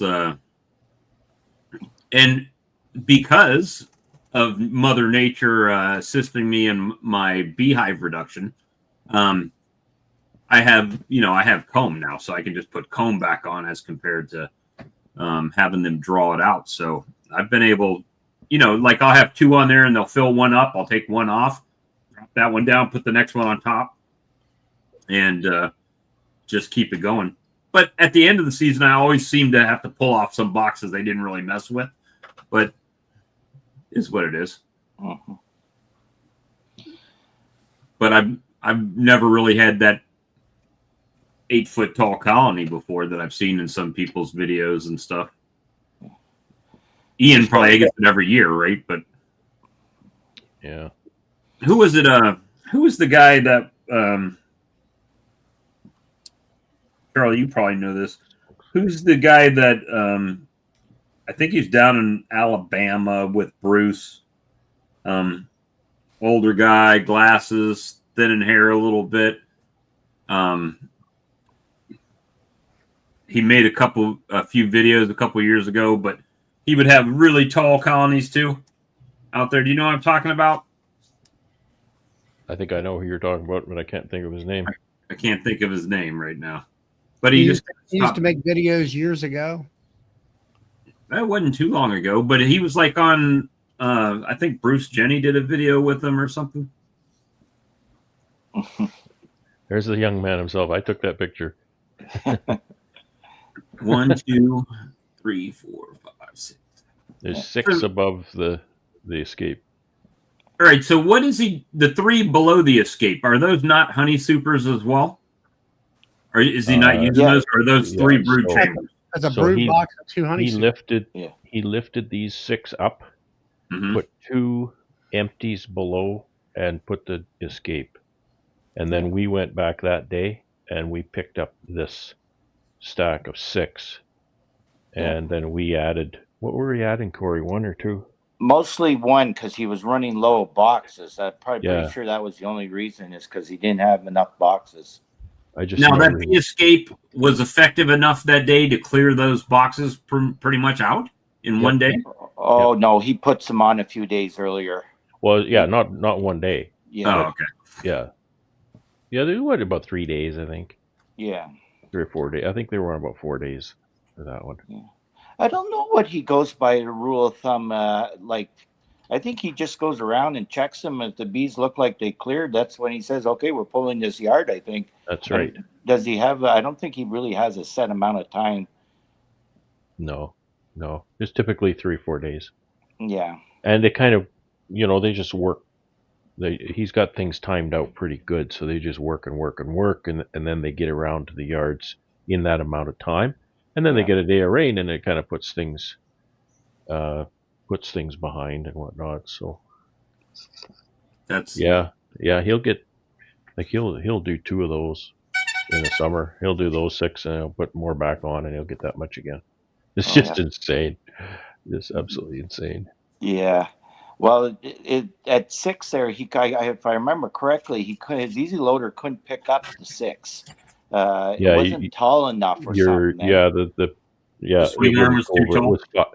No, it's the way the forks are here and the grapple is up here. It has to stick over, so it can only fit about 5, I think, right, Corey? 5, yeah, I think, or something like that. And that's only 1 yard, though. He's got more yards than that yard. Oh goodness, we harvested 2 yards when we were there, and that was nothing. Yeah. Do you remember seeing the truck there? He was a little bit on the heavy side whenever he pulled out. That poor truck. That was crazy. Gosh. But anyway, there's a reason why he buys 4-wheel drive. That was a fun day. I'll see if I can find another picture you might be interested in. Yeah, for sure. But I did get my easy loader. I do have it. I just don't have the flatbed truck now. I still have to pick one of them up. Yeah. So I'm definitely going to be looking forward to getting that implemented into the operation next year. Over. You're going to be hiring a crew before long, Corey. No, I'm too old for that. You got all the tools. You won't be able to run them. Yeah. Well, I don't know about that.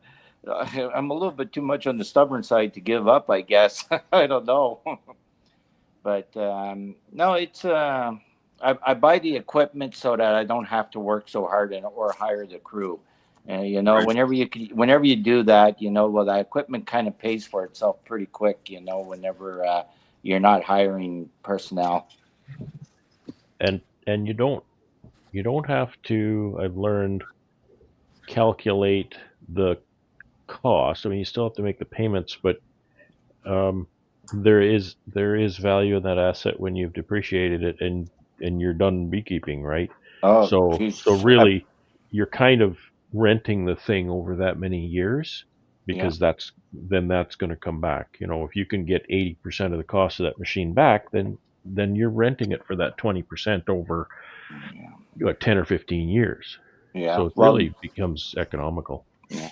The way how our inflation is going through the roof up here, it's going to be worth more than you paid for. I'll get 100% back, But the main reason why I bought it too is, I'm a little bit older, so I've worked hard my entire life, and I don't plan on doing that in my retirement years, So I'll get the equipment. I'll get the equipment to do the work for me. Take it easy. Take up beekeeping. Yeah, I know, eh?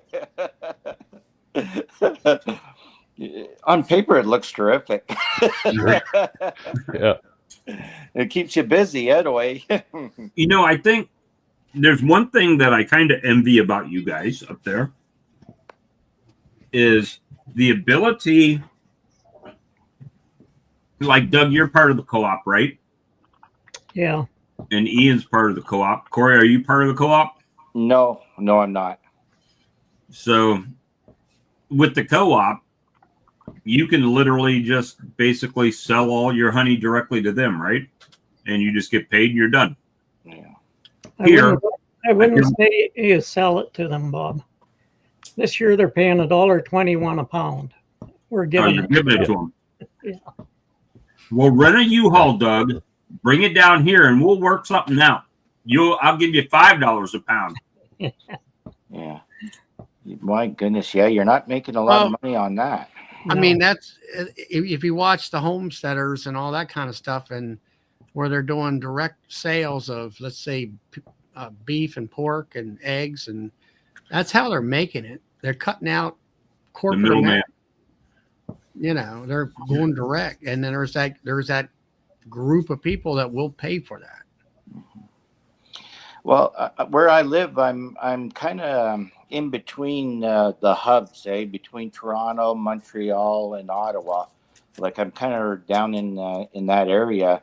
I'll touch wood as I speak here, but I haven't had any issues in selling my honey.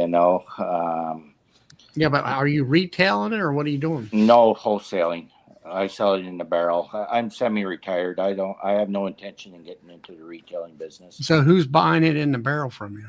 Oh, different people. So it could be anybody from another beekeeper who does retailing, but usually it's not so much. I don't really deal so much with the brokers, but it's mostly other beekeepers who are retailing. I know that James sold it to a Brewery. A brewery, yeah, that's what it was. And then somebody else was making some kind of juice that they would flavor with honey. In Ottawa, there's a company that makes honey bars.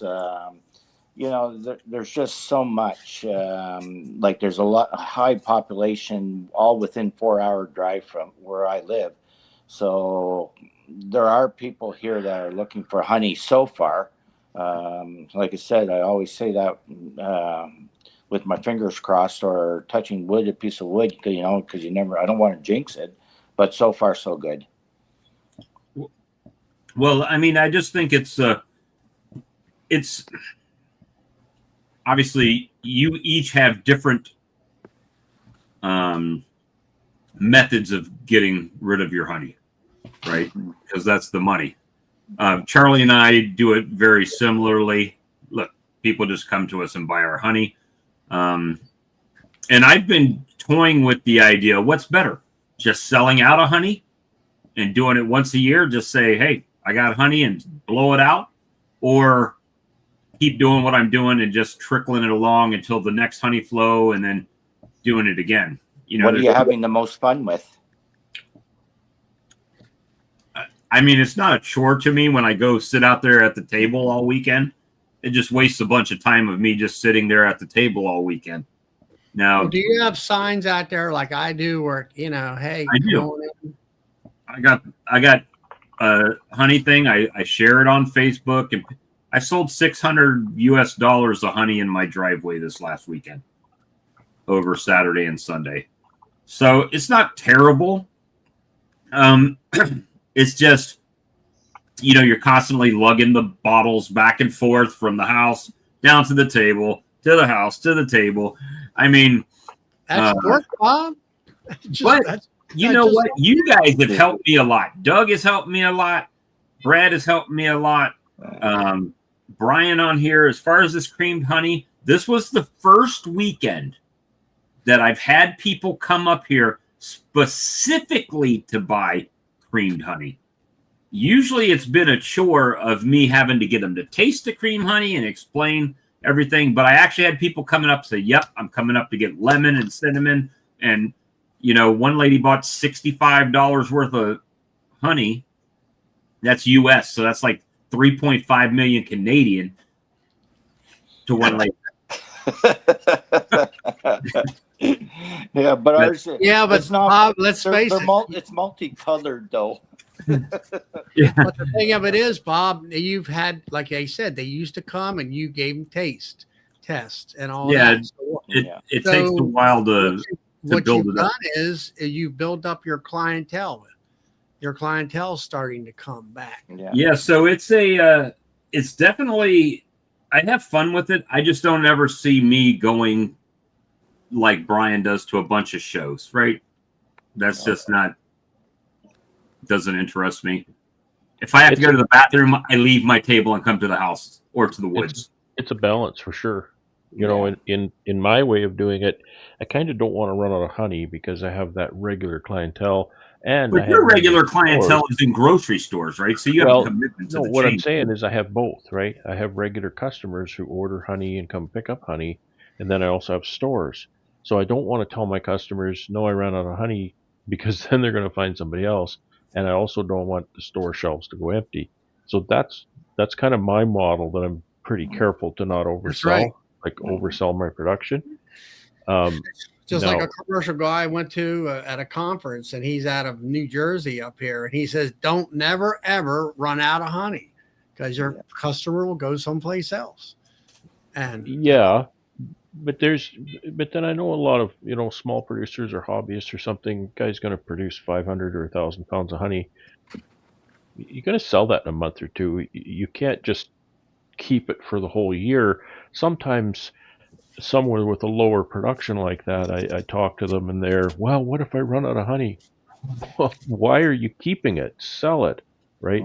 Because even if you don't have that clientele, I need that clientele lined up, because I produce enough honey that I need to sell it. I need to have those customers. Whereas if you're producing 500 pounds of honey, if that customer finds another one, you'll find another customer, because it's only 500 pounds of honey. It's not that hard to sell. I need to sell a lot more. I need to sell like 10,000 pounds over the year. So I don't want to lose that momentum. Well, now the guy that's got the 500, 1,000 pounds, is he talking about somebody coming up to the front door and selling, or where's he selling at? That he's going to run out in a month? Well, it was kind of a hypothetical situation, right? Okay. Could be anybody. And those guys call me afterwards. Yeah, sometimes they do. But what I was getting at is, sometimes I'll talk to somebody, it's a hobbyist. They made 500 pounds of honey, and it's sort of, and they'll be saying, well, I don't want to run out of honey. I want to make sure I have honey for, whatever period of time until next year's harvest, maybe, or something. And I'll ask them, why are you keeping it? Like, why did you make honey? You made it to sell. So like they'll actually turn somebody down. They'll say, well, I don't want to sell you my honey because I don't want to run out. Well, sell it.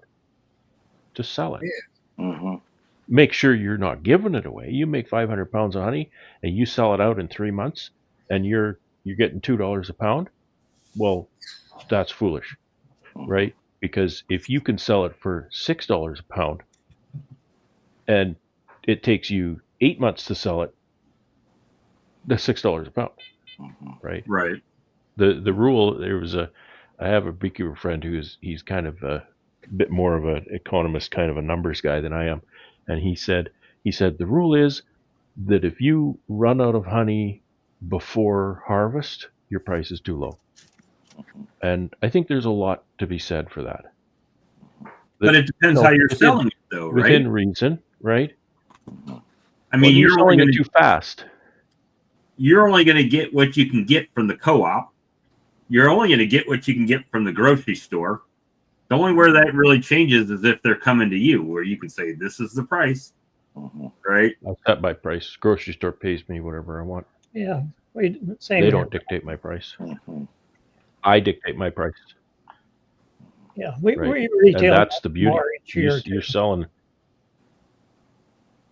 Yeah, you're selling to the co-op. You're selling to, anybody, any commodity buyer. They're telling you what your product is worth. Not me. I set my own price. If you don't want to buy it at that price, don't buy it. We set our price. and the store sets their price on it. I know one store buying ours in Regina, they're selling in there for $20 a kilogram. Nice. Nice. And there's a lot to be said for raising your price, because your highest maintenance customer is going to be your bargain hunter. I don't deal with bargain hunters because my honey is expensive. I deal with people who want my product. Yep. Yeah, because I get a few of them like that. They'll say they're going to go to the local store for $3 a bottle. I said, cool. go ahead. I says, go ahead and buy some of that Chinese honey. Yep. And then that starts the conversation, and wind up I selling them. They're buying mine. Yeah. And I said, look, I don't have to cut my price. I said, I sell every drop I can possibly make, from year to year. Well, And I've been looking at prices of, like, on Facebook Marketplace, people around here, they're selling, and the only thing I can figure is that they only made 100 pounds or something like that they're charging like 15. Oh, every fall. October is notoriously my worst month of the year. It's because all the hobbyists have honey, and they're selling that or giving it away. Most of them are giving it away, if Facebook Marketplace is any indication. For $2 a pound, it's whatever. So they kind of cramp my style for a month, and then I'm back in business. So what are they selling it for, Bob? On Facebook Marketplace, I've seen it like $15 for a 12-ounce bottle, which is a pound. It's a pound of honey, but $15, and I'm selling mine for 10. And Well, I was doing 10, and people were doing 12 and 15. If you're setting up at a market, $15 all day long. At a fair. If you're like for retail, for me, this past April. But what I found is when people drive all the way out here, they're not buying a pound of honey. No. They're buying a pint. They're like a pound and a half, 3 pounds. A lot of times if they buy a 1 pound bottle, they're also buying 2 or 3 jars of flavored creamed honey to go with them. So it's not just like, hey, $10. It's 15, 20, $30, 30, you know what I mean? Mine started I'm going to talk pounds, so it's about a pound. So my small jar is a pound. Okay. I never sell that in the driveway. I never do that delivery. Nobody orders, 1 pound of honey for delivery. They get it, right? So it's always two pounds and up, and usually it's 6 pounds and up. The 1 pound is a grocery store. That's the only place a 1 pound jar is in a grocery store. From what I gather, Brad, is your location. You're not in a high populated area, from what I gather. Well, I'm not in an area where I get drive-by traffic, but people come here specifically to get the honey. Yeah, I get that. Brad's defense, if you live out there, you got to drive anywhere you go. Yeah, so you drive everywhere. Yeah, I wouldn't say I live in the boonies, but you can see it from my deck. It's probably still closer for them to drive to Brad's than to drive to the store. Sometimes I'm halfway to the store, but it's exactly that. Maybe they have to drive, or maybe they have to drive a mile or two off the highway. So they're going to buy the 6 pound pail, right, or the 11 pound pail, that sort of thing. They're not buying. I think that 1 pound jar, because it's not cheap. It's $10. In a grocery store, which is the only place I ever sell it, except for a market. I'll sell that at a market, but I don't do very many markets anymore. That's a customer. That's a new customer. I wonder why this stuff is so expensive. I'm going to try it. I'll buy the little one for now, and then they get hooked and they start buying the big one. Yeah. Roy, That's like that's I started out with correct. a half pound bear, and now that it was a tester as far as they were concerned. And once they liked it, then they came back. Then it was 1 pound and up. Now I'm selling a lot more 3 pounders, and the women are coming in and I don't want 1, I want 2 of them. I want 6 pounds. Well, you know how to talk to the ladies, Charlie. That's kind of how that goes. Probably What 20. does what is that? I think I know what you mean, Roy, but what does the term top line sales mean? Just like top shelf Mhm. quality, like a upper end product. A Is- premium. Yeah, Right. because the store can make a bigger margin on that than No. they can. No, Well- because I take the extra money. They Well, make they- their margin. The margin is a percent, so yeah, they make more. Right. But I'm making more too. But in my mind, right? If you see half a dozen products, half a dozen jars of honey on the shelf, and they're different prices, your mind can't wonder, why is that one more expensive? Is it more expensive because it's a better product? I'm going to try that. And in my case, they try it, they get hooked, and they have to buy it. Charlie's honey corrects erectile dysfunction. I've heard Especially that.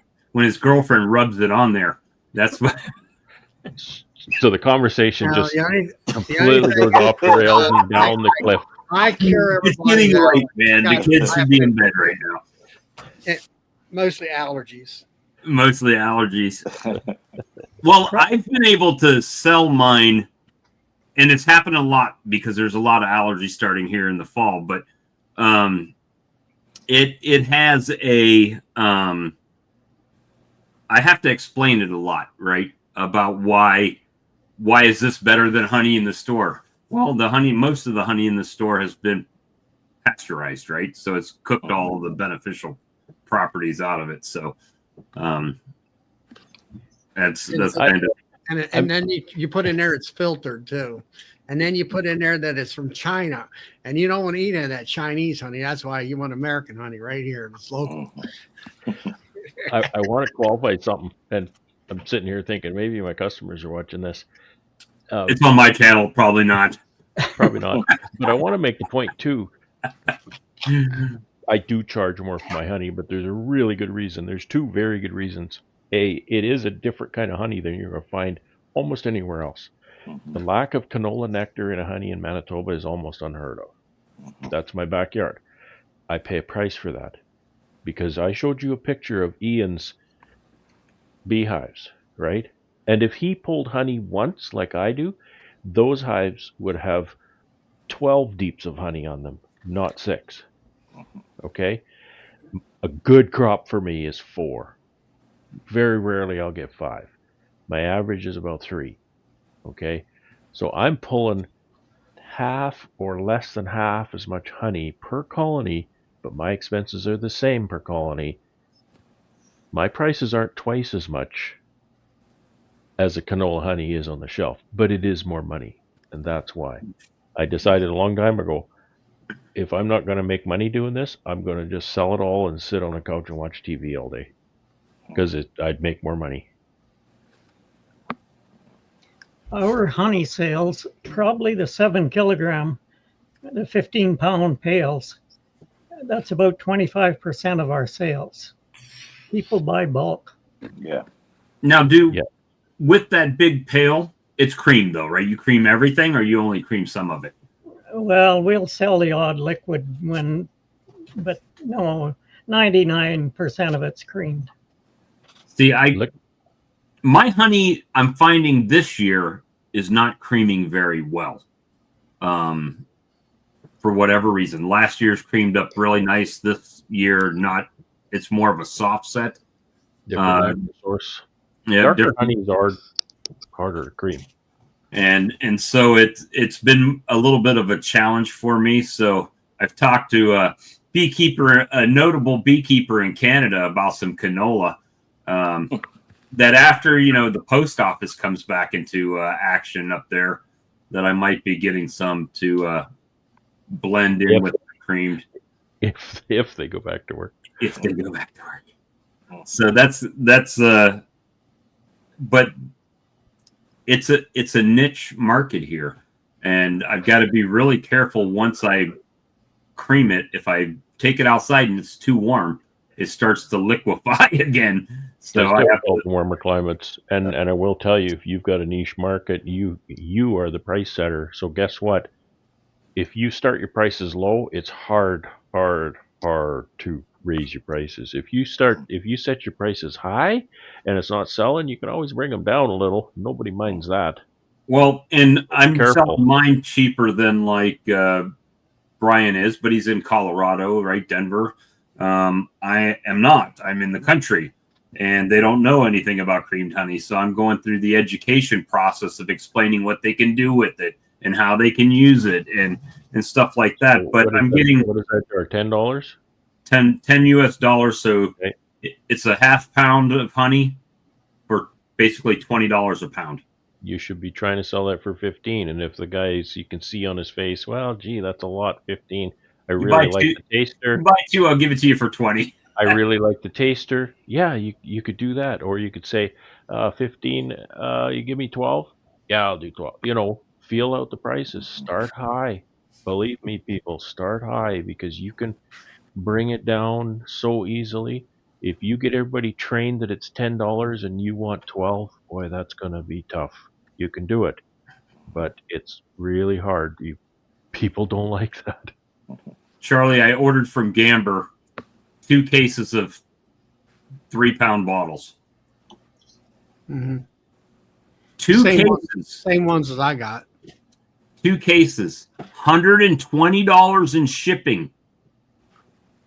Hmm.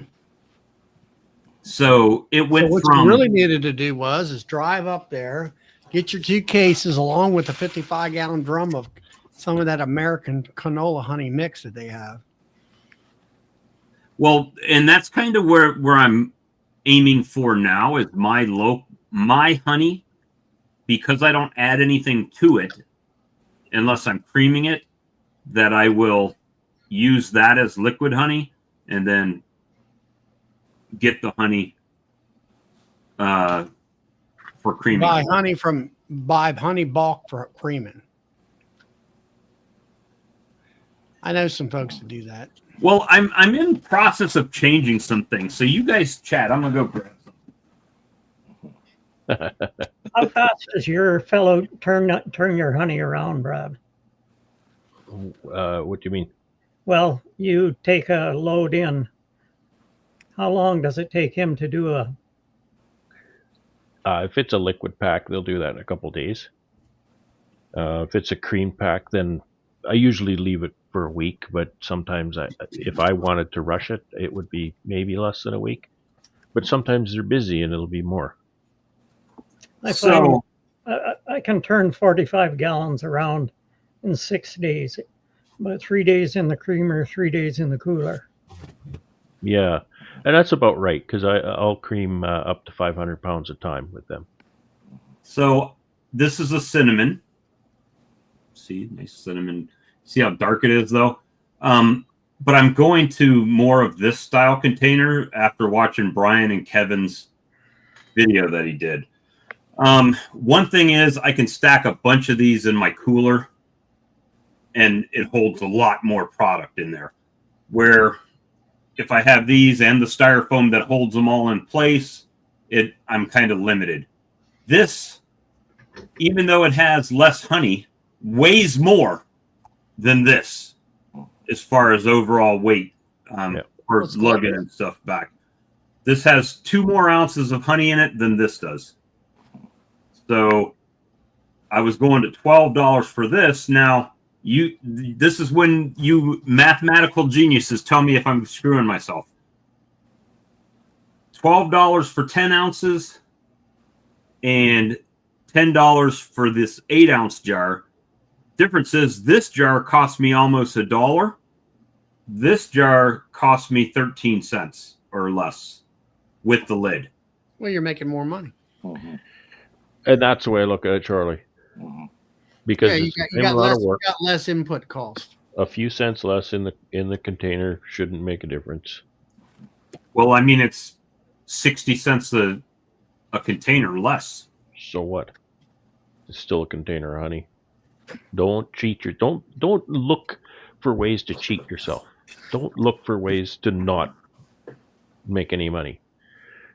Right? And I know there's lots of hobbyists, there's maybe even lots of sideliners, and they always say, well, I don't want to make any money. And I don't know what kind of person doesn't want to make any money, but they're out there because they say that. And that's okay. the person I'm talking to with that comment is the person who's trying to make a little bit of a business with this beekeeping and selling honey thing. Don't look for ways to cut into your Even the stuff I margin. see on Marketplace where the honey's cheaper, I don't even worry about it because I know they're going to sell out, and then there will be nobody right in the area. I mean, I've pretty much, even Sam, that's a few miles away from me, I far outproduce him in honey, and I far outsell him in honey. My thing is, as far as a business model, I want to scale it up, but I don't necessarily want to scale up the work. Does that make sense? I mean, Oh yeah. I don't need more work. I mean, so I've been focusing more as far as beekeeping efficiency. How much honey can I get this colony to produce as compared to having 20 colonies producing less? Well, of course, that's where the money is. That hasn't always been the focus, though. I want to talk about something else that I've been bugging Bob about, is linear pricing. Right? $10 for a 1 pound jar, $20 for a 2 pound jar. No. What you want to do is the person who's going to make you fill that little tiny jar, you're going to make sure they pay you more because it's more work for you and the jar is costing you more, et cetera, et cetera, et cetera. If you're going to sell 2 pounds of honey, you're going to put 2 labels, right? 2 jars, that sort of thing. So every time it goes up in a larger container, the price comes down per unit, right? Here's an example. You go to the movies, and I haven't been to the movies in years. Maybe things have changed. However, you go buy the popcorn you go to buy the soda pop at the canteen at the movies. They're going to have a small, medium, large, and jumbo, right? The small is $3. The medium is $5. The large is $7, and the jumbo is $7.50. Right? Nobody buys large. They get 50 cents out of every person who buys the larger drinks because they're always going to buy the jumbo because you can do the math, right? Hey, it's 50 cents for the next size up, where every other stage is $2 more. And this step is only 50 cents more. They get that 50 cents, right? Guaranteed every time. So that's what you want to do with your honey. You want to make it, and you want, it'd be nice to your customers too, right? It's kind of like if you're going to buy 50 pounds of honey from me, you're going to get a good deal. But I'm not going to be losing money on it because it's a one transaction. You can really move the honey. So you see what I'm talking about? Every product is like that. You go to the store, there's different sizes of the same product. You can do the math. Every time you go up in a size, the unit price goes down. You just have to know, where your margin is, where your cost of goods sold is, so that you're not losing money on the larger sizes because you're starting to cut that price closer to your cost of goods sold. But don't sell the smaller containers for as cheap as you're selling the large containers. That's where you can get away with the metric system here because I believe 1 kilo is 2.2 pounds. Yes, and then 3 kilo is 6.6 pounds. Right. So you're getting bulk, and they'll do the math on that. So I don't know, like Doug, you're mentioning you do the 7 pound pails or 7 kilo pails? 7 kilos. Kilogram. Yeah. And do you have to sell all your cream honey to the co-op, or do you sell that retail? It's all retail. That's all retail for you? Oh, so you could be pretty busy too on weekends. Yeah, they've got about 6,000 pounds creamed right now. Yeah, but you're talking about you're selling 7 kilos or whatever many pounds that is. It's also, it's 22 pounds. Now what I'm getting at, all right, 22 pounds of honey, it's creamed. But the fact that it is creamed, I think but they don't charge extra for their creamed honey mostly. It's but what I'm getting at is like you said, Bob, oh yeah, I do. nobody knows what the hell cream honey is down here per se. Whereas up there, that seems to be the norm, or that is their culture, I'll say. I mean, what are you doing with 22 pounds of creamed honey? Obviously, you're cooking with it or something. Coffee sweetener. You know, down Coffee. here, the women are going to the grocery store and getting white sugar. That's what they're going to cook with. They're not cooking with honey. I don't have tons Oh. of customers, but I have a handful of customers who buy 33-pound pails at a time. Mhm. But what are they doing with all that honey? They're baking with Well, they're it. cooking with it. Cooking. They got a baking. They got a family. Yeah. Using lots of honey. I don't care what they're doing with it. Well, Right. now, I Buying mean, it. I mean, what I'm getting at is, creamed honey versus 20-pound bag of sugar. Mhm. It must be a culture thing. Well, we got a ton of people around this area that will buy the liquid honey just so that they can put it in their tea or their coffee. That is Yeah, huge I out get here. that. I mean, I sell That's people, huge. it's Mm. there's a group of people that come to me that's what they say they're doing, especially the women or whatever, tea, honey, coffee, whatever. Mhm. But it's a small group. Everybody else is going, I'm getting 10-pound bag of sugar. I had a guy this weekend that came and bought a 3-pound jar of honey and says he just feeds it to his dog because it helps his dog with his allergies. Yeah, I sold that too. I got buying one honey. guy that was doing that too. I don't care He what was he's buying for. three things and- for his dog, Yeah. and it worked yeah. too. I cured a dog too. Ask about yeah, of course you did. Yeah. Physician and veterinarian all at the same time. Yeah. We have And you ask if you charge extra for creamed honey. I don't charge extra for creamed honey. I just charge the same for the liquid honey. Mhm. That's because creamed honey, it does cost me more. And so my prices are worked out on the creamed honey price. Mhm. The liquid honey's more work because there's granulation involved. The only thing I got to do with the creamed honey is keep it cool. And it's good to go. Liquid honey, you're always fussing with it. we have a half a dozen women that come and they'll take 10 of those 7-kilogram pails every year. Wow. Mhm. They got to be Yeah. baking. Oh, for sure. Either they're making a lot of mead. I don't know which. Yeah. Yeah. Are they sober when they show up? Yeah. It's probably baking. Yeah. But Yeah. like I say, I think it's obviously honey is in great supply in your area over Yeah. decades and decades. I'll tell you, And I think that they're used to doing honey or creamed honey for their sweetener instead of white sugar. Yeah. I'll tell you I what's think the people who do the white sugar more so are would be the same people that would go to Tim Hortons or Starbucks and get your doubles,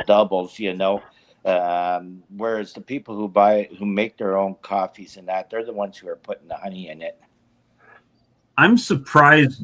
One of the things that has worked well for me with my honey, now it's other stuff involved, but that barbecue sauce that I made, I'm super surprised how many people want me to make some more barbecue sauce down here with honey.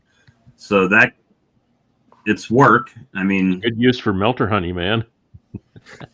well, what I Absolutely. did is I used, when I made that, I had some of my fresh pepper hot honey that I hadn't bottled, right? I ran out of jars. So I had some in my 5-gallon pail still.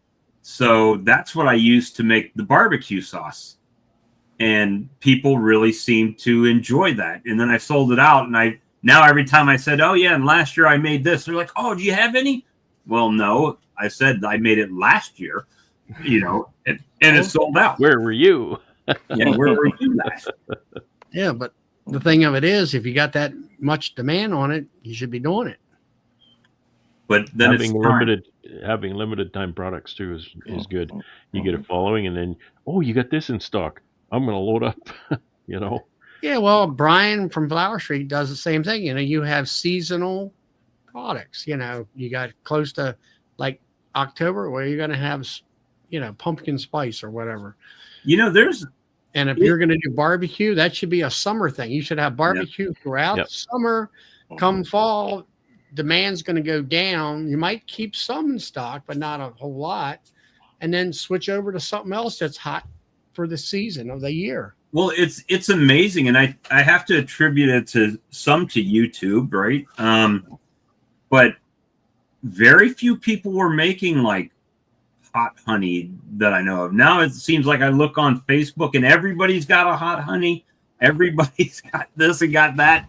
And it's like, oh, we talked about that 3 years ago. And, you know, we've been talking about it ever since. And now it is spreading which I don't look at that as a negative. I look at it that it's expanding the beekeeping market for the products, right? If somebody else does a product, hell, those mixed nuts and cinnamon honey. I heard from Brad, who heard it from Kevin. Yep. And I only have 1 jar left of that. I could make some more pretty easily. I changed it up from what Kevin was doing. I just caramelized a little bit of honey and put it with the mixed nuts. Ooh, that is good stuff. Put a little bit of that on your ice cream. Of course, I can't eat that stuff. Yeah. We have a local bar that buys our honey, and they make their sauce with it. And they'll have honey, garlic, and a couple of other sauces. And they're good. They advertise on their menu made with Longman's honey, and, you know. Perfect. Yeah. It sells honey. That was the one marketing course that I did take. I remember the guy saying a number of times, if you want to be successful, be an ingredient. Yeah. Right? You'll sell product. Yeah. Yeah. Well, if you know, you guys probably don't know in Canada, but down here, all of the ads there's a lot of locations that are running ads with Mike's Hot Honey. For like, I think Popeye's got a Mike's Hot Honey sandwich, and this person's got a Mike's Hot Honey this and that. I mean, their marketing, whoever did that, whether they're making money on that honey or not, they are killing it as far as their regular honey sells, I'm sure, because they're like, oh, we had that on the chicken sandwich. Remember that? We can buy it right here at the store. You know, I'm not a big fan of that one, but that's not a, you know, I'm biased a little bit, but that's what it is. I always think it's funny is that every beekeeper, and that's a broad statement that I've met, has the best honey in the world. Every one of them. Are you challenging us? No, I'm just saying that Challenge accepted, my friend. when you speak to a customer, and I've had other, like even Sam says his honey's better than mine, right? I'm like, well, I don't know. You don't make enough of it for me to ever get a sample of it. Well, You know? can you imagine going up to a honey producer and saying, oh, so you sell honey. Is this honey good? And the producer goes, well, it's okay. Yeah, it's average. Like, it could be buckwheat honey, and you're supposed to say, it's the best, right? And we all know what buckwheat tastes like. It's Motor oil. Oil. Well, Big Barn Floor is what it brings to mind for me. Yeah. But I got a few people that have told me, oh man, we really like that buckwheat honey. I'm like, good for you. Yeah. Not me. Yeah. Mine sell you some have buckwheat. never tasted buckwheat honey. Who's Yeah, never Mike's tasted Hot Honey buckwheat? is good marketing. Brian's Hot Honey is small. What's that, Doug? I said 9 out of 10 people that say they love that buckwheat honey have never tasted it. Well, that's probably right. Or smelled it even. Well, I got a niece. Vile He stuff. thinks it's great, you know, and I'm like, you got to be kidding. But it's one of those things. It's a love-hate. Like, it's either can't get enough or Yeah, not me. can't stand it. We have But people people talk talk about about they putting- grew up on buckwheat honey. Well, it hasn't been around to find to grow up on it. Yeah, it was more like buckwheat pancakes, not buckwheat honey. Right. Well, But, even, you know, it's like people talk about, I'm going to plant some buckwheat, you know, in order to get that honey. I'm like, I don't want no. I planted some buckwheat, but I didn't do it for the honey. I did it in the fall so they would have the forage Yeah. while they were flying. But it didn't even ever really do anything. I mean, got about that tall, you know. Yeah, it's supposed to be about 3 foot tall. Yeah, so Years ago, our neighbors grew a half section of buckwheat beside us. We'd never seen it in the country here. We thought our honey was spoiled. We didn't know what that smell was coming out of our hives. It's terrible stuff. Awful. Oh, yeah. Oh, my bee club had a taste testing day, and buckwheat honey was last place, besides Bruce's honey. What, Bruce's bees honey? You were talking about spice and stuff with the honey, Bob. An old guy here, he used to say, spice, it should enhance a product. It shouldn't dominate it. yeah. Right. Yeah. That's how mine is. Mine's not real hot, but you can taste the fresh pepper in it. You get that aroma, and then Yeah. you get it's sweet, and then you get just a little tingle on the tongue, and that's it. It's not overly hot. It makes you wonder if those the flavored honeys, if that's just going to be a phase that we're going to stick with, or if that's just going to pass through and we go back to original honeys again. It's been done quite a while here. And Yeah, everybody loves it. it's been kicking around here for quite a while too, and it seems to be growing. Yeah, Russell says it's Hey, talking about, go ahead. Bruce's bees. Brian. No, I was just answering Bob's question. He asked if it was Bruce's bees. He said, yeah. Was near the bottom. Well, I think that'll be the case with because Bruce is in such a geographical different location from everybody up in your area, Russell. Yeah. It probably tastes much different than yours does. Yeah. Which The problem with buckwheat is it doesn't taste like what honey should taste like. Right. You Yeah, know? but I Well, guarantee you, mean, it's the biggest problem is the other problem is it tastes like crap. But Bruce's honey, it probably is tallow. And tallow is not a real super sweet honey. If that's what it's whatever you're used to in your area is what kind of honey that you like.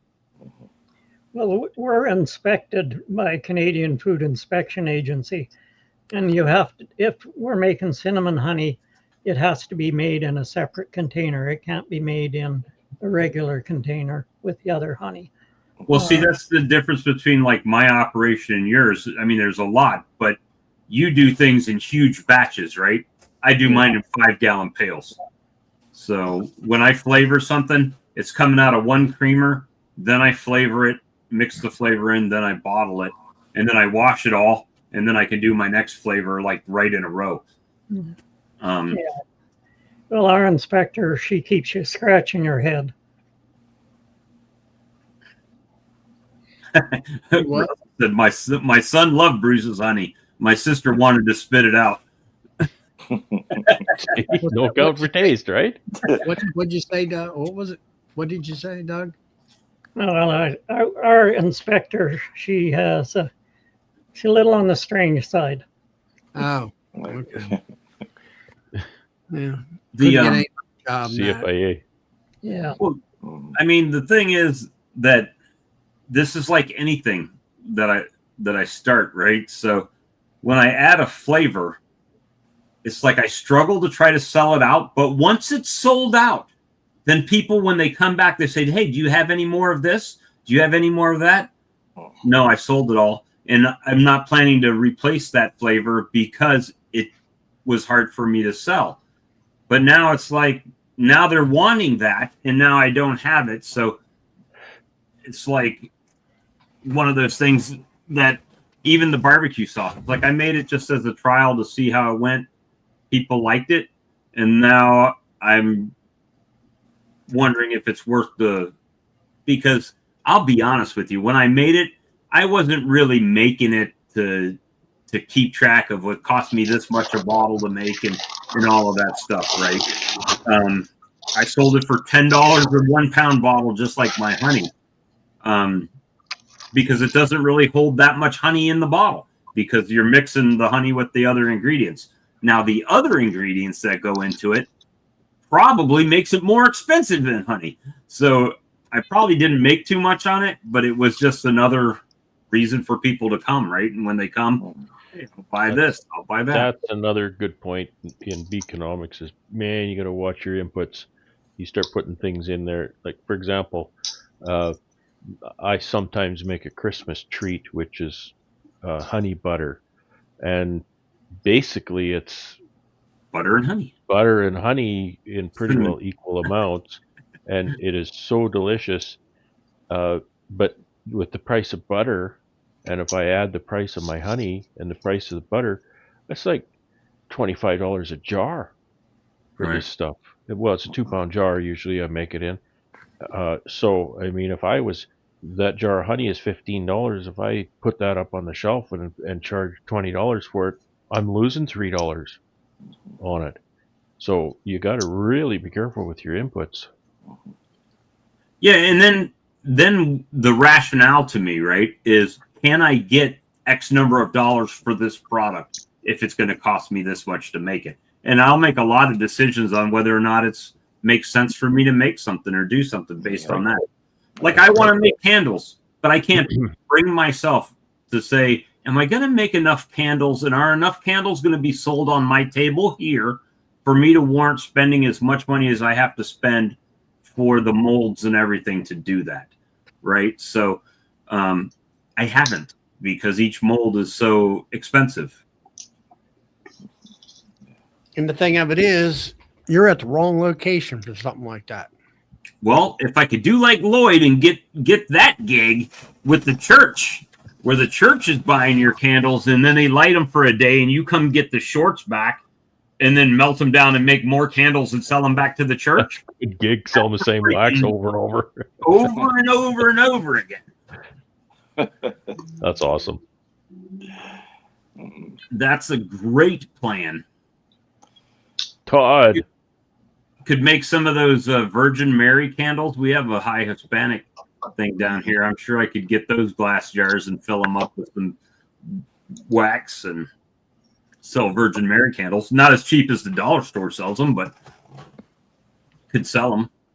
Do you ever have anybody question your creamed honey? What did you do to it? What is it? Yeah, what did you put in it? Yeah. Yeah, I preemptively strike when we start talking about it. And I just tell them, well, all of the fruit flavors just have freeze-dried organic berries in it. And because that's what the label on the bag says. And and this honey, that's the same honey that's in the bottles, which is made right there where the bees are. Mhm. So, but yeah, I do get questioned about it. Not too much about is there dairy in it. I think Charlie says people ask about that sometimes. But They're I dumb. find it's Asian immigrants that really question, what did you do to it? What's in it? well, you probably won't like it because it doesn't have rice syrup in it. Yeah. Oh yeah, I've had many people that demographic. Is there sugar in this? No, it's just honey. Right. That's it. Oh, okay. Just honey. That's it. That's a real thing. That's a real thing where they come from. Mhm. That they put sugar in honey. Yep. Well, the honey they bring here is to have sugar. Yeah, all kinds of syrups and whatnot. Rice syrup a lot of times. Just think, and don't take this the wrong way, but if you could get set up with what's a Jewish church called? Synagogue. Synagogue. If you could get set up with a synagogue, just think how many candles you could sell at Hanukkah. Menorahs. Lots of candles in a menorah. Mhm. You could sell them, but it's You almost would sell out of honey too, because the Jewish people love the honey as well. Oh, yeah, they love honey. Oh gosh, do they ever? Yes, it's they do. kosher. Yeah. We Maybe were they there love home honey. one year. It's the big agricultural show in Saskatchewan. And we had two Chinese distributors contact us through that and wanted to sell honey. Well, we sold 20 pallets, the one fellow. But we weren't really set up good for making the creamed honey at that time. But there's a market there. They buy our good honey. Mhm. They send their crap here and mount our good stuff. Yeah. Of course. I have it on good authority that actually in China they export all the crap. The stuff they actually use is good stuff. Yeah. Yeah. Yeah, then we hit with COVID, so we never really got back into it. But, you know, it's a market a guy could pursue. Well, it looks like I'm about to pull an Ian here. I'm down to about 3% of battery life before I do Buying I think Ian Ian just says that. I think he's full of crap. I think he's got a full charge, and he's just like, I'm out. Click. I'm buying Ian a phone charger for Christmas. We need to do a GoFundMe so you can have a phone charger everywhere, even like a battery bank. Here, just plug it into this, sir, and it'll charge it right up while you're talking to us. Yeah. Well, I keep looking at I'm on low power mode for the last 20 minutes. It's like, okay, I'm starting to push my luck now. I think I talked Sandy into printing out that AI picture of the movie poster that he's in. I paid for him. I said that would look awesome in his honey house. She says that would look awesome in his honey house. So The beekeeper. the beekeeter. The beekeeter. So I about wet myself. I laughed so hard last night trying to make those photos because, you know, when I was in Canada, I have pictures of me and Ian and Brad. And so I was trying to AI those into one of those movie posters. Are you going to show that picture? Should I show it to him? Okay. But you got to tell the story, though. Okay, I'll tell the story. So I put all 3 pictures in there for it to be added to this to this poster, and I can do this pretty simply. Hold on. AI shit the bed. Yeah. So check this out. He said add.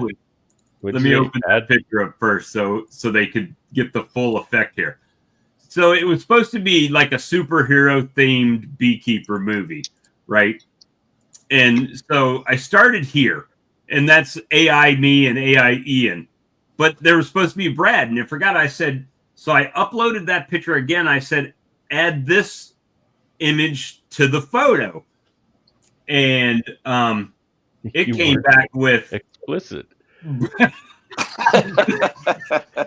Brad sitting in the chair. So I said, no, make him a superhero. Make him a superhero wearing too. The same shirt. Make him a superhero too. So it literally turned him into that B-man. But it spelled it wrong. The beekeeper. But he's got antenna. Let me see if I can zoom it in a little bit. Oh, I am actually a bee man. This B-man, yes, is what this is. With antennae and wing shields here.